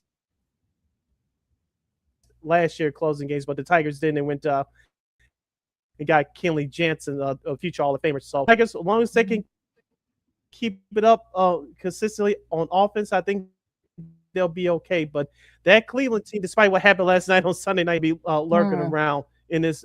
Our good friend Nick Borowski from the Good Guys Talk Back White Sox podcast, the ever forgiving ALs. Well, maybe not forgiving, but going to the AL West real quick. We talked about the A's. They've won 5 in a row. Seattle, they finished up the series against Houston tonight, but they've already won 3, so they've already won that series. On Saturday, They faced a 5+ run deficit, got out hit by 10, and they still won. No team has done that since. You gotta go all the way back to to Cleveland, who did to the Yankees all the way back in 1932. But it sounds like they're starting to figure things out. The Mariners, they're starting to hit the ball. Their pitch has been really good. So I really think that maybe they're starting to figure it out a little bit, and I kind of like what they're doing here, and hopefully they can keep it up. Gilbert had a nice outing yesterday for Seattle, so they're starting to kind of get it going. Yeah, you mentioned about Logan Gilbert. I had a chance to watch some of the game yesterday. He pitched well. Talking about Logan Gilbert, 7 strong innings, gave up 4 hits, 1 earned run, 7 strikeouts to 1 walk. We saw how Seattle got it done last year with strong starting pitching and even stronger bullpen before they gave up against Toronto in the ALCS last year. Julio Rodriguez has to get it going, but J.P. Crawford, I did watch the last half of this game last Saturday. He got the game-winning hit in extra innings on Saturday night for Seattle to pick up that second win in that series. So looks like Seattle's starting to try to figure things out. Houston, on the other hand, I'm not sure what's going on with them. We talked about Yohan Alvarez, that big power hitter. He's still struggling right now in parts. They're 6-10. Hopefully Houston can get some good, strong starting pitching to compete in this AL West race, because if Seattle turns it around and if Texas continues to do what they do, Houston may be left out before we really get it going after Memorial Day. But like you say, it's still early. We'll see what happens. We'll give it a few more weeks. In the National League, Atlanta, we talked about because with Cleveland, they won that series 2 out of 3. No one's worried about the division either. Same thing in the NL Central. The Brewers have lost 5 in a row, including games swept by the Nationals. Now, if you're a Cubs fan, now you don't feel so bad if you're a Cubs fan. At least you got one game out of that. They got swept. So, again, not being petty or anything. The Cardinals, they were hot early, but they've lost still 2 out of 3 to Boston. So I think if you're a Cubs fan, gotta be feeling pretty good. No one's run away in that division either. Going to the NL West, the Dodgers are the Dodgers. I know that Mookie Betts is injured right now. They did win 2 out of 3 against Texas. But look who's here, the Padres. They've won 5 in a row. I don't know what the hell to think about the Padres. We saw them do this last year. They kind of went off the rails. So I don't know what to think about this Padres squad as usual. Yeah, you talk about a team that we don't know what to figure out, and that's the Colorado Rockies. Yes, they've done well to start the year, but they got swept by the Padres. I know the Padres are struggling starting pitching-wise, but their hitting came through over the weekend. Manny Machado, Jackson Merrill, and, of course, Gavin Sheets, a.k.a. Holy Sheets. He had a couple of walk-off hits during that series. But I want to go back to that Dodgers-Rangers series. You mentioned the Dodgers they took 2 out of 3 from Texas. Texas won the rubber match yesterday. But I don't know if you check out the highlights from last Friday's series opener. I was watching it. The Texas Rangers were down 7-4, and this is from last Friday. Jock Peterson, the former Dodger, he was down in the count, I believe, 1-2. Edwin Diaz, the closer of the Dodgers, came in. He threw a pitch. Everybody thought it was strike 3. ABS challenged Texas throughout there. And call went in their favor. And guess what happened? Jock Peterson got a hit. Drew Carter, no, not a TV voice for the Celtics. Drew Carter, number 32 for the Rangers, came in, hit a 2-run homer, cut the lead from 7-4 to 7-6. Texas later scored another run to tie the game before Max Muncy sent everyone happy for the Dodgers to win in that game at 8-7. I just want to say from that game, LaKeena, we talked about this, I believe, last week on one of our shows. The ABS system, each team gets 2 challenges. If you use your challenge and you win it, you keep it. If you don't, you lose the challenge. So it's definitely a strategy thing with these teams. You're going to see it as the season goes along. It's going to be used as strategy, especially in the last 3 innings of the game, 7th to the 9th innings. I just want to point that out from what I saw from last Friday's Texas Dodgers contest. The Rangers used it correctly, got the call in their favor, forced the tie game before losing it in the bottom of the ninth. But you're going to see that these teams are going to use the ABS challenge system, which I love, by the way. You're going to see them use it as strategy, especially going through the later innings of games. Yeah, it's going to be very interesting to see if, look, I know we're a long ways away. We just started the season, but will it come in handy during the playoffs? Now, wondering, especially if it's down to a last out or something like that, if someone gets a reprieve from the ABS replays. I mean, that's gonna be interesting to see what happens with that. But it came in handy. Now, unfortunately, they ended up losing the game, like you said, the Muncie walk-off on Friday night. But it actually, it kept them in it, so that definitely helped them there. Now, we want to give our thoughts and prayers go to Davey Lopes and Phil Gardner. Both passed away over the weekend.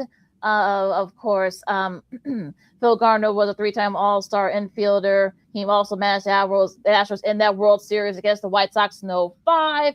ESPN.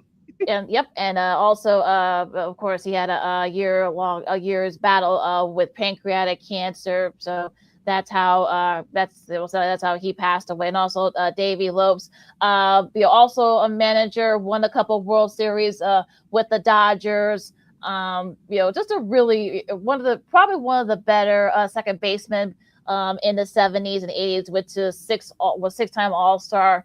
But yeah, both really great players and great men. Both will be sorely missed. Yeah, and both of them were players. I didn't know that until I started doing research of them growing up. But of course, we come from a generation. We knew both of these guys were field managers. Davey Lopes, both of them with Milwaukee, and of course Phil Gardner, as you mentioned, he managed the 2005 Astros to a National League Championship Series, ESPN, not the World Series. But I digress by that. But he was the manager of that National League Championship team in 2005 with the Astros. So, he made it. Both of them made great contributions to the game of baseball. Like you said, both of them will be sorely missed. And you're seeing baseball going this right now, but getting younger guys that just coming fresh from playing the game to manage these things. We're seeing that right now with Craig Counsell, even though he's been a manager for a while now on both sides of town in Chicago. And of course, you'll be seeing that with Venable now entering his second year as the White Sox manager. And also the guy from Tennessee, of course, who's now with the Giants. They actually had a nice weekend as well. So yeah, definitely a youth movement has started when it comes to managerial sense. But both great players, like you said, they'll both be sorely missed. Now going to the schedule for this week, Houston, Seattle. Like I said, they finish up their 4-gamer. Of course, Seattle will try to go for the sweep, and the Houston will try to salvage a game in that series. Arizona and Baltimore, they begin their series. The Cubs and Philly, they begin their series. The first game will be on FS1. Don't know if it's blacked out here in Chicago. I gotta check. But Washington and Pittsburgh, the Angels and and the Yankees. The Yankees will try to get it snap their losing streak.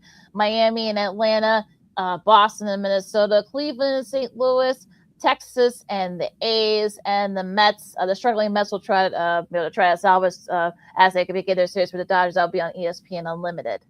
All right. Other series that will start tomorrow, of course.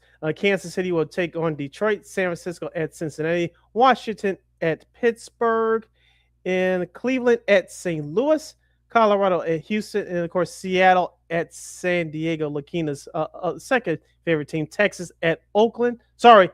We'll call them Oakland on this show, but Texas at the Athletics in Sacramento. Of course, you mentioned New York and Los Angeles. Also, all the other series that will be starting tomorrow. Your national TV schedule. You mentioned about the Cubs and Phillies. I think tonight's game will be available on FS1 as well, along with Marquee here in Chicago. But tomorrow's national televised game with the Phillies on TBS, it'll be blacked out both in Philadelphia and in Chicago. Will be available NBC Sports Philadelphia if you're in Philadelphia, of course, Marquee Sports Network if you're here in Chicago. In Wednesday's game between the Los Angeles Angels of Anaheim and the New York Yankees will be seen locally exclusively on Amazon Prime Video. That's the New York Yankees broadcast. All right, our Sports Potpourri Summit is coming up next. The NBA playoffs are just about to get started. Well, some of the pieces we got to still figure out, and why the Bulls are now Portland fans. We'll explain that coming up. Also, the Blackhawks, try to get something going there as they finish up their seasons. The NHL playoffs are going to take a shape as well. Rory goes back to back at the Masters. Some sports media news and a special edition of Old School TV Monday as we once again honor one of the all-time great DJs, radio DJs from here in Chicago. And then so much more. LaKeena McGee, Sidney Brown, Second City Sports on Sports Chicago, or Sports Potpourri Summit coming up right after this. Poof. Hey, it's your boy, the Superback, Sean Sierra, and be sure to follow Sports Zone Chicago on all social media platforms, on Facebook, Instagram, and our Roku channel. You can find us at Sports Zone Chicago, and on Twitter, we are at Sports Zone Shy. Also, be sure to download our mobile app so you can take Sports Zone Chicago with you on the go.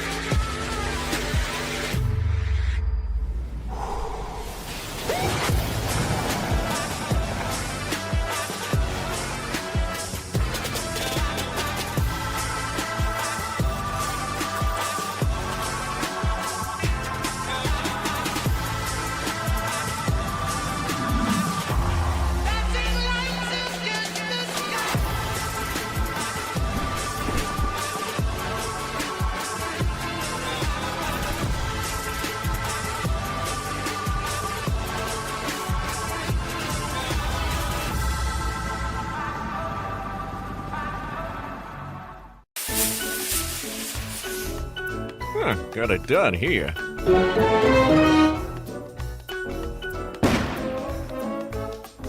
Ouch! And we're gonna make sure you lit this time. Ouch!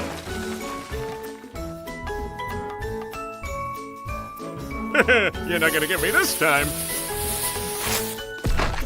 Ow, Manny! Oops!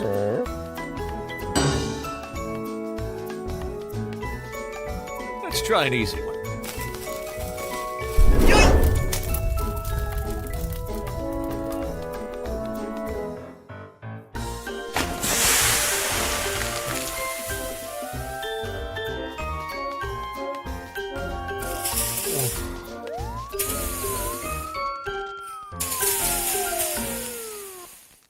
Every day, we take steps to keep the people we love safe, but some health risks are easy to miss. Ticks hiding in the yard can spread germs, like the ones that cause Lyme disease. Mice searching for food can spread bacteria that makes us sick. Mosquitoes lay eggs in standing water and can spread West Nile virus and more. Cockroaches are drawn to water in the home, leaving behind allergens that can trigger asthma attacks. Common pests can threaten our health. Learn how to protect your family at pestworld.org. Hey, this is Corey McGee, and I listen to Sean and Maya on the morning show.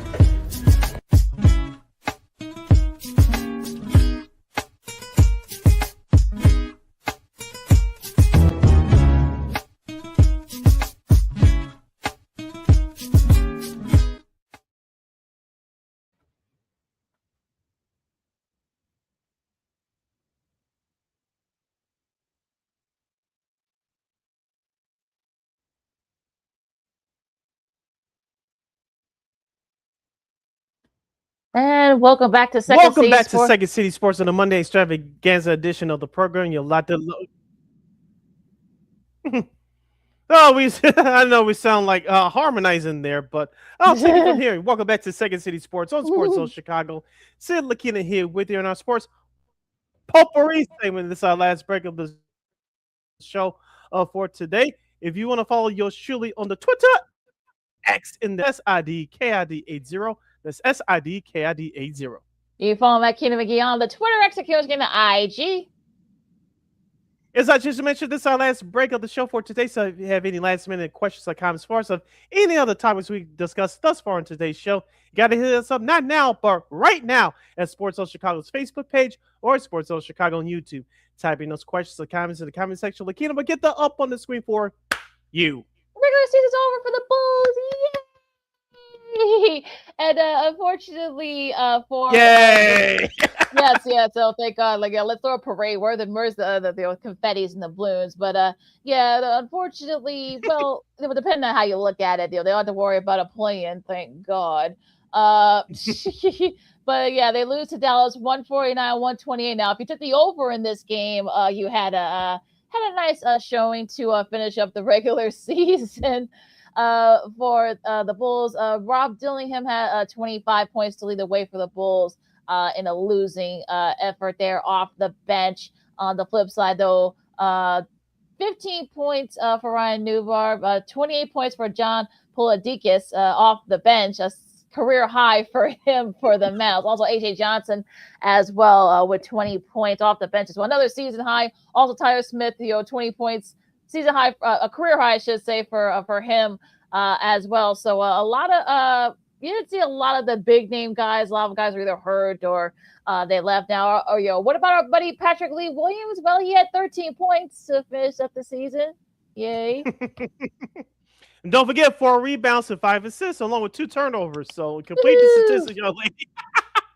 Hopefully that'll be his last game in the Bulls uniform, but I doubt it. But we'll see what happens with this new regime, whoever that may be coming up. But I want to turn that over and ask you this question, LaKeena.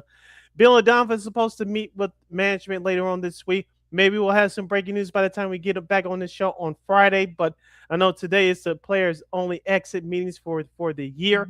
LaKeena, maybe I'm going too crazy off the ledge here, but I'll ask you, do you think that this Bulls management is holding Billy Donovan hostage? Because we heard what Michael Reinsdorf said last week, they value the part of this organization going forward. But as we said on our shows last week, Billy Donovan lost his father earlier on this season. Maybe he wants to take a break. Me personally, I don't think it's a good idea for him to hand him the role as an advisor or a head charge of an organization to pick out new talent for the Bulls to accumulate in the next few years. I think this Bulls organization, they need a clean break from him. Is it all his fault? Absolutely not. But if you're trying to rebuild, you need a clean break from everyone that's been part of the old regime. And the longer they hang on to Billy Donovan, in my opinion, they're doing a disservice to him and to this organization moving forward. If you heard his comments yesterday after that game, it doesn't, again, you don't want to read too much into it when it comes to like body language and the way someone sounds. That doesn't sound like a guy that wants to come back. I'm just, again, this is just me, for what I've seen. So I don't think he should come back. I think he will. We probably will get some news later this week that he is going to be gone. So we'll see. I know they're supposed to, like you said, they're supposed to meet, I think, on Wednesday, I believe. So, but yeah, I mean, I would be surprised if we do get some news that, Donovan is, will be saying adios. And like you said, not just because he lost his dad earlier this season, a few months ago, but there's also going to be some better jobs available, maybe 6 or 7 other jobs that'll be better for him and a better fit for him. So, it's going to be interesting to see what happens here. But yeah, I mean, I think that's where my mindset is with the Bulls at this point. So we'll have to wait and see. And let's be real here, LaKeena. I know the Milwaukee job is officially open because Doc Rivers was not coming back. I know, right? Really? But if you're Billy Donovan, you're not taking that job because I don't think Giannis is going to be there by the time next season starts. And they're going to rebuild just like the Chicago Bulls. Now, the Orlando job could be interesting. We'll see how they do determined this week. And Jamal Mosley is the head coach of the Magic now. But that job could potentially open. Now, this is just me talking as we get into we'll give you the playoff matchups here in just a second, along with the playing tournament. But if Cleveland doesn't do well, Kenny Atkinson could be out the door. That could be another potential spot for Billy Donovan. You look at some of these other playoff teams, maybe Philadelphia, but they've been having injury issues. Maybe that's a possibility. I was going to say the New York Knicks, but remember they got permission. They tried to get permission last year to talk to him, but the Bulls denied that. Maybe if the Knicks get ousted by maybe the Celtics in the second round, if Billy Donovan's let go by Chicago, that could be another destination too. So if you're Billy Donovan, obviously you have to look out for yourself. But maybe about 2, 3, maybe perhaps 4 teams that are in the playoffs, if they don't go as far as we all thought we think they can go. Billy Donovan's name will be called for some interviews. Yeah, I mean, they can Nick Nurse, out in with the Sixers. I mean, look, it's not his fault that guys can't stay healthy. The Wizards, that's not. I don't think he wants to go to the Wizards because they're even more hapless than the Bulls are at this point. Now, the Kings, Sacramento, you don't know who's going to be there by then, so I don't know if he will want to go to that team, but we'll see. Let's see who else. I know Ime Udoku's name. I know folks in Houston, if they don't do well in the playoffs, we'll get to that in a second. If they don't do well in the playoffs, could he be on his way out too as well? We'll have to wait and see. So if you're Billy Donovan, you're going to have your choice of better jobs out there, and that's going to be the thing. Do you want to be stuck with a Bull squad that if whoever they get to run the front office, do you really think that they're going to want you there? So, you're getting up. He's getting up there. I know he still doesn't. He's his late 50s, so it's not like he's old or anything. But you want to get a chance, perhaps, do well in the playoffs. So, yeah, I mean, like I said, we might be saying bye-bye to Coach Donovan, but we'll see. Yep. Yeah. You're listening to Second City Sports on Chicago City. LaKeena here with you. We'll get to the play-in matchups that will take place tomorrow in just a moment, but let's take a look at the playoff matchups that we do know there will be taking place coming up later on this week, starting on Saturday, April 18th. First for the Western Conference, the playoff matchups that we know right now. The 4-5 seed, the Los Angeles Lakers, they all have home court. They'll face off against the Houston Rockets. In a 3-6 matchup, it's the Denver Nuggets. They finish ahead of the Lakers, one game better. They'll face off against the Minnesota Timberwolves. And, of course, the Spurs in a 2-7 matchup, either against the Suns or the Trailblazers. And the Oklahoma City Thunder, they'll take on the winner of the 8th seed. So, LaKeena, like I said, we'll give our playoff matchups on our next predictions on these matchups in our next episode on Friday. But looking at these playoff matchups that we know right now in the Western Conference, Nuggets, Timberwolves, and Lakers, Rockets, this is definitely going to be some competitive series here. I'm looking forward to both these series. Health is going to be very important in both these series. I think as they start later on this week. Yeah, for Lakers especially, of course. We know Luka's not going to play. We know Reeves is out as well. Guys like DeAndre Ayton's going to have to step up. I mean, LeBron's going to have to be, well, I don't know if he doesn't have to be like early Cleveland LeBron, but he has to be the LeBron that helped Cleveland come back from 3-1 down against Steph, Clay, and Draymond and them against the Warriors. So if you can get that LeBron, I think that would definitely help a lot. Now, as far as the Denver and Minnesota, remember Minnesota beat Denver in the playoffs before, so it's not like this is not the first time. And I know some people, well, Aaron Gordon wasn't there, but look, we've seen this team, both these teams have had their various injury issues and such. Now, it looks like Ed's starting to get his motion going, getting his groove back. They did win their last two games off of Minnesota, so that helped with their confidence a little bit. Denver, I mean, Jokic, there's been a lot of wear and tear on that body. So if this goes long, if this goes 7, then it might be, they might beat him again. I'm talking about Minnesota. So for people that want to say, well, Denver's a favorite, well, did you guys forget that they actually beat them before in the playoffs? So 2 years ago. Yep. So, and they got a little bit better, of course. You got Ios there now. They got McDaniels back. So look, I think people are not giving Minnesota any credit, and I think they'll use it as motivation for this series. Yeah, let's not forget Ayo Dosunmu was playing for a contract as well, so he'll be becoming a free agent this summer. You mentioned about Anthony Edwards. Minnesota desperately needs him. And remember what happened 2 years ago. Jokic, the Minnesota basically said, we'll let Jokic get his and everybody else will shut down. That's exactly what happened. Remember, Jamal Murray struggled shooting from the outside in that second round series, and everybody else on that team. And of course, that was the year after they won the title, and they let Bruce Brown go.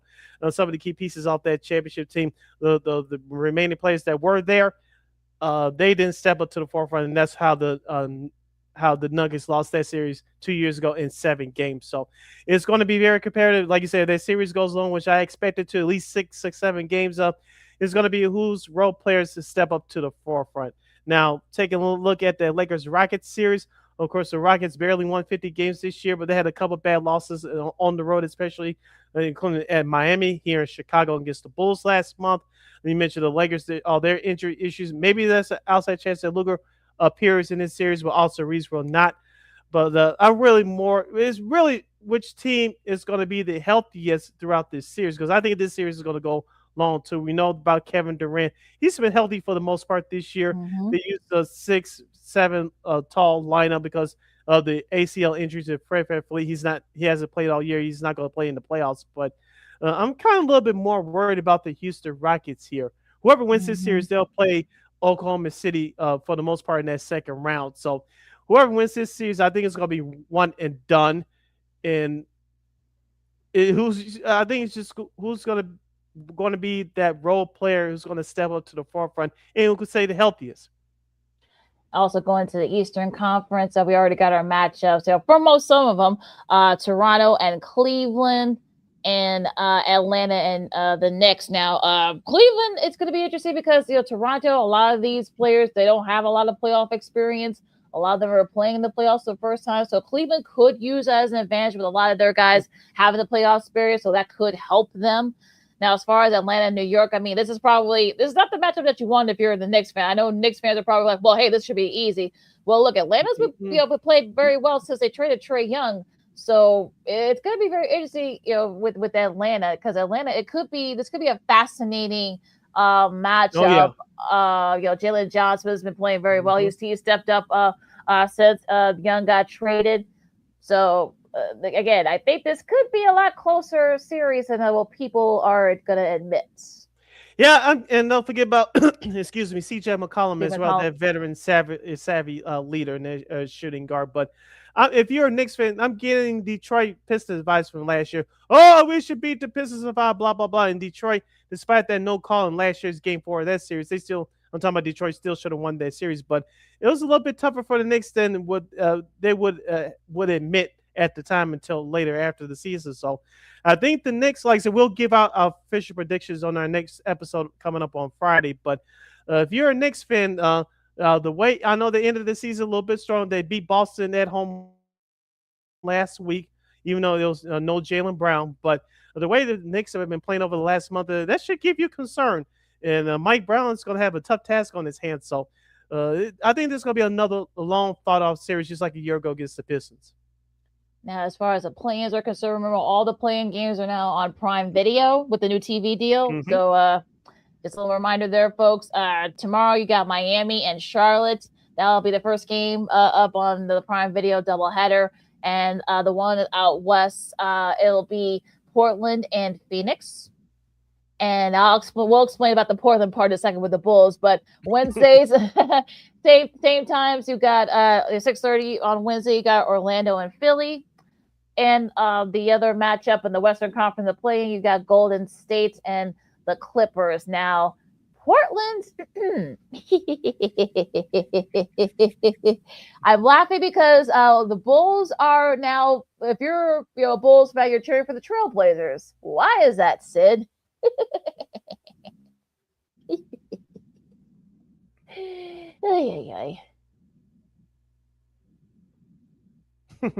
You can't make this stuff up, people. You can't make this stuff up. But all Portland has to do is win one of their next 2 games, and the Bulls will get that second first-round pick. But if Portland fails to win one of their next 2 games, the Bulls will just keep their original first-round pick. So a lot is riding high with the Portland Trail Blazers in terms of you're a Bulls fan for these next couple of days. But I just want to get your thoughts real quick, LaKeena, about Wednesday's contest. It's the 9th and 10th place game between the Warriors and the Clippers. Now, the Warriors finished the year 8 games under 500. Of course, Steph has been out since January. I know he made his return about a couple of weeks ago. But I still don't like this Warriors team. That's just me personally, LaKeena. But only because of the injuries, we know that their main guys like Draymond Green. Of course, Jimmy Butler is out for the year. Draymond Green is getting older. There's more responsibility on him. Some of the young guys have stepped up, but I don't know if that's going to be enough. The Clippers on the flip side, Kawhi Leonard has been healthy for the most part this year. They really, they really played better ever since the James Harden trade. So they've been quietly getting it done. So remember they struggled, came out of the gates terrible to start the year. They released Chris Paul. Chris Paul has not played since, and I'm sure he's going to be officially retired. So the Clippers got it together. Shouts out to Tyronn Lue, their head coach. He's been getting it done again. Remember about 2-3 years ago when they still had Paul George, they were played by injury, i.e. Kawhi Leonard. They got into the play-in tournament before losing to Minnesota, and now it's the same scenario in a sense. I think the Clippers going to take the Warriors here, and then perhaps get to that 8th spot.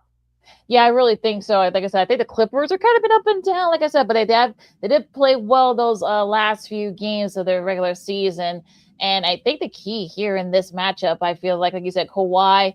We gotta see playoff Kawhi. at his best. So I think that's really going to be kind of like the thing here with as far as that is concerned. Now they did beat the Warriors to finish out the season, so they get the 9 seed in this play-in. Mhm. So I'm looking forward to see what they do with that. But like you said, I mean, he's going to need some help. Talk about Kawhi, Chris Dunn, Brooke Lopez, Darius Garland, Benedict McDermott. I know those guys got to step up as well to help him out if they want to clinch win that game and such. So this should be a very interesting matchup on Wednesday. Right, as LaKeena mentioned, the Tuesday and Wednesday games and the Friday games for the clinching for both the Eastern Western Conference playing tournaments can be seen on Amazon Prime. You're listening to Second City Sports on Sports Zone Chicago. See LaKeena here with you. We still have a few minutes left. Let's go through this quickly since we have about 6 or 7 minutes left. The Masters golf tournament. Somebody's going to yell at me in the chat, but I don't care. But Rory McIlroy, LaKeena, he escaped the Phil Mickelson curse. What do I mean by that? He struggled on Saturday. About 4 or 5 golfers got back into the race, but Rory turned it around yesterday to win back-to-back Masters championships. The first time since 01-02 with Mr. Tiger Woods.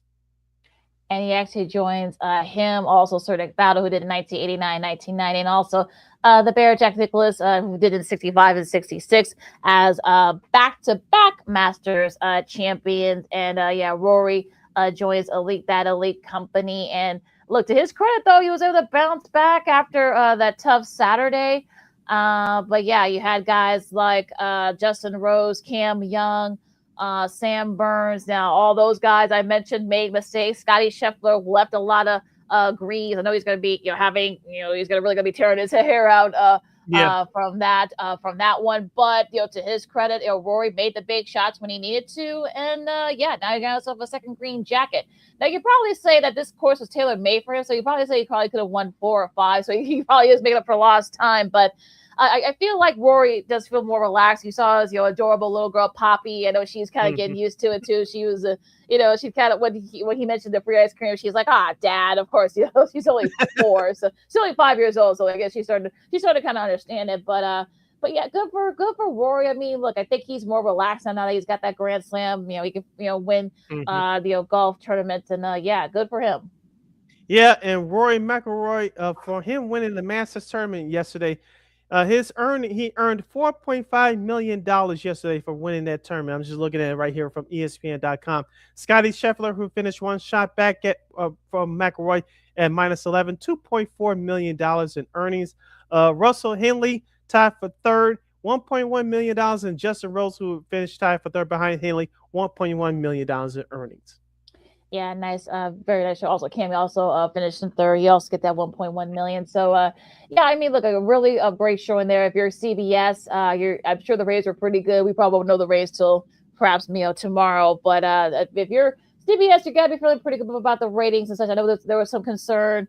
Tiger didn't go for obvious reasons. Bill didn't go. Guys like Bryson DeChambeau and John Rahm, they missed the cut. So there was some, thing that, okay, but then once Saturday got it going, then we saw all those guys, McIlroy, Scheffler, Rose, Burns, they kind of all, got into within the chase. So, but yeah, it'll be interesting what happens, especially the major golf tournaments coming up. We got the PGA Championship coming up at outside Philadelphia. And it'll be interesting to see if some of those live guys like your John Rahms, your Bryson DeChambeaus, will those guys be invited? They were invited last year to go to the PGA Championship. So, we'll see if they can swing the pot here. Perhaps maybe those guys can play out there as well.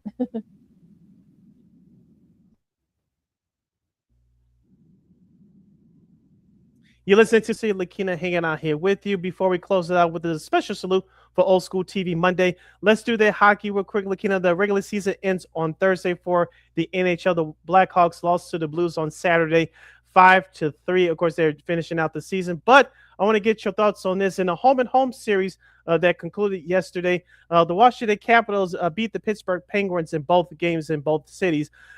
We may have seen the last matchup of all time between Sidney Crosby of Pittsburgh and Alexander Ovechkin of Washington. Of course, Alexander Ovechkin will probably end up retiring at the highlights yesterday via social media. The great 8, great career, first ballot Hall of Famer. Hopefully we can get Natalie Spalla, our girl from DC, back on the program. But it was a little bit of an emotional moment for me yesterday. I did not cry fully, but looking at some of the photos, I know if getting Malkin from Pittsburgh, and I believe it was Chris Letang from Pittsburgh, they joined Crosby and Ovechkin at center ice for a photo. Of course, Crosby and Ovechkin faced off to start the game. Dylan Strom of Washington, former Blackhawk, by the way, got kicked out on purpose so you could let Ovechkin and Crosby do the opening face-off. It was a nice moment yesterday for the Capitals to salute the great 8 Alex Ovechkin in front of the hometown fans. Yeah, that was a really cool moment. I saw a little bit of that yesterday, and just a really great. Unfortunately, it's definitely going to be the end of an era, if you will, there. So yeah, I mean that was, and it looks like unfortunately the Caps are going to miss the playoffs. Unfortunately, it looks like so.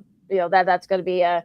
That we won't get a chance to see OV in the playoffs one more time, but yeah, that was a really sweet moment yesterday, and there was a theme here with some of these, guys like Jonathan Quick.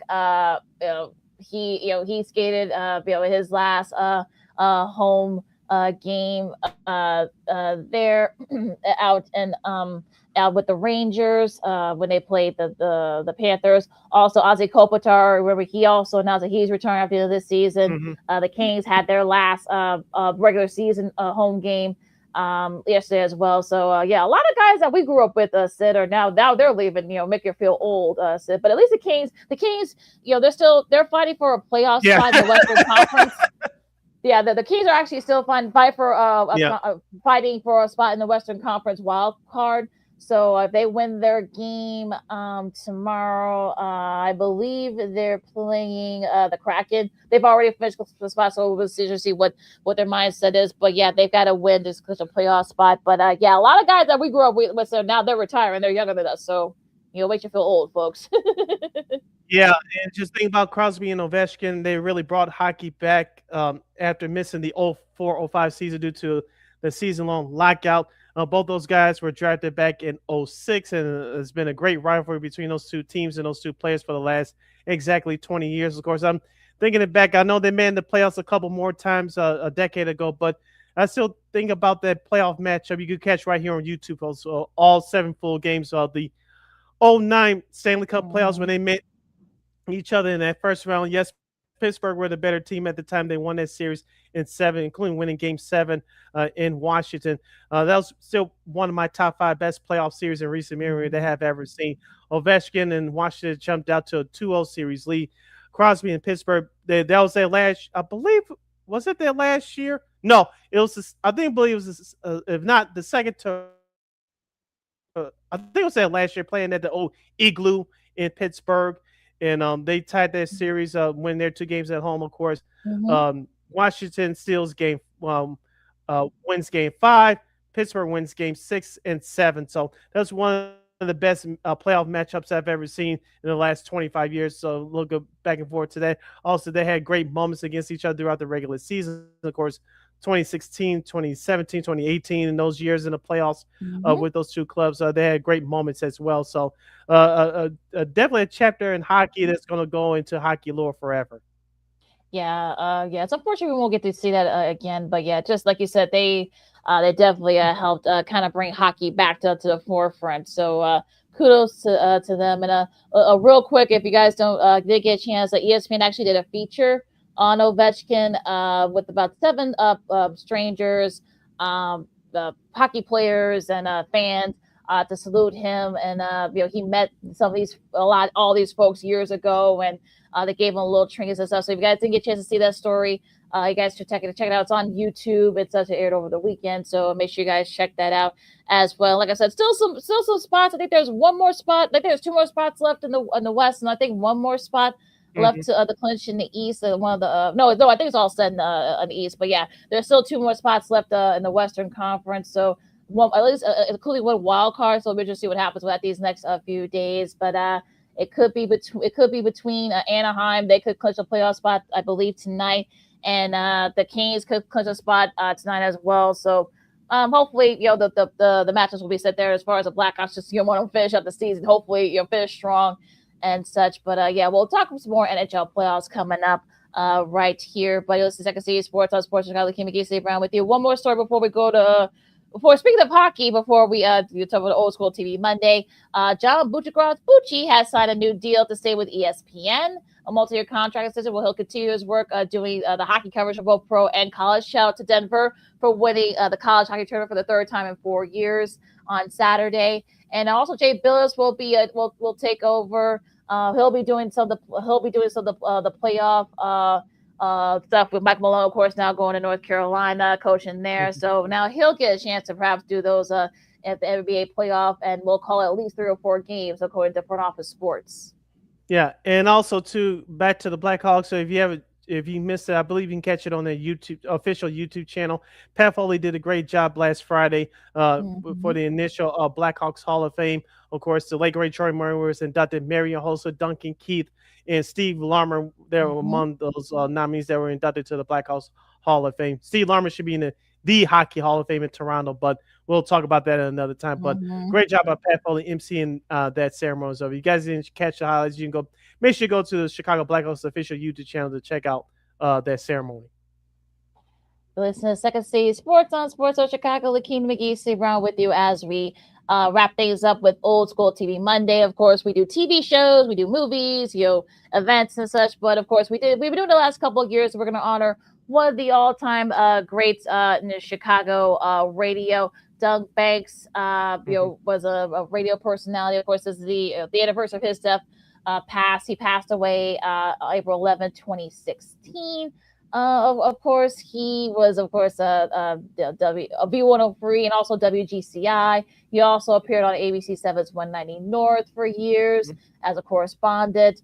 And he was, like I said, we talked about that ad nauseum, but yeah, he was one of those guys where he was not just a Chicago icon, but also a national icon as well. He appeared on TV shows like the Jamie Foxx show. Yes. Which we've done that. We've done that for Old School TV Monday, and also My Wife and Kids as well. So he was definitely one of those icons that had a great personality. And we've said it for the last few years since we started honoring him, said that he is definitely one of those personalities that was gone way too soon. Yes, and I had to point this out too. I was thinking about this over the weekend. Our Chat Daddy Sims, so the former WVON personality, had a chance to interview him on our old afternoon, Saturday afternoon show. Me and Xander Morgan back at the old ICB. We talked about it with him honoring Doug Banks. Art was talking about how a wonderful guy he was. He was engaged with people, especially in the community. Remember, he did Bud Billiken Day Parades for years when it was on Channel 9, because Channel 9 was broadcasted not just locally in Chicago, but nationally as the superstation at the time. So he was engaging with his listeners and his viewers as well. He had that over-the-top funny but cheery personality. When situations and subjects were serious, he got serious as well. He worked with various co-hosts over years, like AJ Parker, who was on 106 Jams here in Chicago before she joined Doug on his national show back in the mid-90s. Of course, Dee Dee McGuire and Rudy Rush were his other co-hosts throughout the years. But when he got here to Chicago, he worked at the old WBMX first from 1982 to 1986, jumping their ratings on their morning show. And of course, from 86 to 1995, he worked at WGCI. I remember his last broadcast at WGCI. He didn't want to tear, but he kind of got emotional at the end, because remember, he followed Tom Joyner to ABC Radio to do his national show. Of course, Tom Joyner got his deal first and to do mornings. Of course, Doug Banks got his deal next to do afternoons at that time. Of course, remember his afternoon show. I'm talking about Doug Banks. His national afternoon show was on the old 106 Jams. Of course, now sold 106.3. And so Doug Banks went on to have. I remember listening to the radio, LaKeena, when he passed away. I was just like you. I was heartbroken because we grew up listening to him. We saw his rise when he came to Chicago and turning both radio stations around, doing mornings. And of course, remember, he did afternoons after Tom Joyner left in the fall of 1993 for GCI. They bumped him up to afternoons, and he was great there. So it was a radio talent that is definitely missed. I can't believe he's still been a decade ever since he's passed. Of course, his last radio broadcast was an event here in Chicago, high ironic. And of course, he passed away that next day. So a salute to a radio giant, not just for black broadcasters, but for broadcasters in general throughout the United States, and his legacy will definitely live on forever, and he'll definitely never be forgotten. He's not just Black history, but he's Chicago history as well. Yeah, and that's like I said, a national icon. If you will, not just a local that's a local icon. Easy for me to say. I'm getting tongue tied here talking about it, but yeah, he was one of my favorites growing up as well. So yeah, he'll still be missed. I know they still honor him in some form in both radio stations. So that's great to see. So yeah, we'll always remember Doug Bates for his great personality and his charisma. And just one of ththose guys just a really good guy that whatever you met him, I think you liked him right away. So he was one of those guys that will be missed forever still. Yeah, but he was honest from the heart as well, whether you liked his opinions or not. He always kept it fun and kept it light as well. All right, LaKeena, closes out. Well, real quick before Rich Eisen, of course, returned to ESPN to Bristol to host Sports Center on Sunday, and definitely, of course, they did the whole throwback thing with the intro and the studio. They did the studio with the more throwback, the sports that we grew up with. So a little bit of more nostalgia there, but yeah, that was really cool. And I'm glad that that ESPN kind of let him do it his way. So I'm glad they let him do that, because let's be honest, Sports Center, I catch it like maybe once in a while when there's a big event and such, but. And Same here.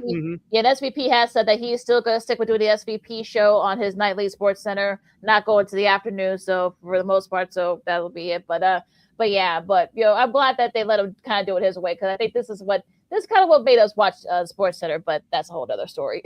Yeah, like you said, a whole lot of fans, especially in our age group, grew up when Sports Center was the it thing. Of course, now everything has changed. A lot of part of it due to social media, but I'm glad that ESPN let him do the Sports Center his way and let him do it for 90 minutes as well. Great show yesterday too. I know he and Rory McIlroy talked after when the Green Jackets. Like that was a really great. And go back and watch too. I know I'm sure there's going to be some clips on YouTube as well. You can find LaKeena McGee on the Twitter, X, again, the IG. You can follow yours truly, Sidney Brown, on the Twitter, X, and the IG at SidKid80. Once again, it's SidKid80. That's SIDKID80. SIDKID80. Be sure to follow Sports Zone Chicago on all social media platforms on Facebook, X, Instagram, and YouTube. And thank you very much in advance for your support. Like, share, subscribe, and tell your friends. Be sure to catch Second City Sports live in the living color every Monday, every Friday from 12:15 to 2:15 p.m. Central Standard Time right here on Sports Zone Chicago. One more again, as the kids would say. Be sure to catch Second City Sports live in the living color every Monday, every Friday from 12:15 to 2:15 p.m. Central Standard Time right here on Sports Zone Chicago. And if you missed our interview with Eric Edholm, especially Sim from NFL.com from earlier, or any of other segments, we do our NFL picks in season or MLB. Still got to do our MLB picks, so hopefully we'll do that perhaps maybe within the next week or two. But you can catch the replays anytime, anywhere on Sports Chicago's Facebook YouTube channels. Catch replays of our show, Sean Sierra Sports, the Smoke Falls, and so much more. Catch it anytime, anywhere on Sports Chicago's Facebook YouTube channels. And you know we will provide. Now we'll keep you guys updated on the Bull stuff with Billy Donovan, and also we're doing our annual NBA playoff preview special. Who will be a part of that? Well, you just got to tune in Friday to find out. You just have to tune in. So a little teaser as you guys get out. But look, enjoy the baseball and all the other sports you have going on right now. So and just be good out there and enjoy the nice weather that's going to be here in this region for all of this week. But just be careful out there. For Sid, I'm LaKeena from Second City Sports on Sports Chicago. We'll see you guys on Friday. Go Sox. Holla!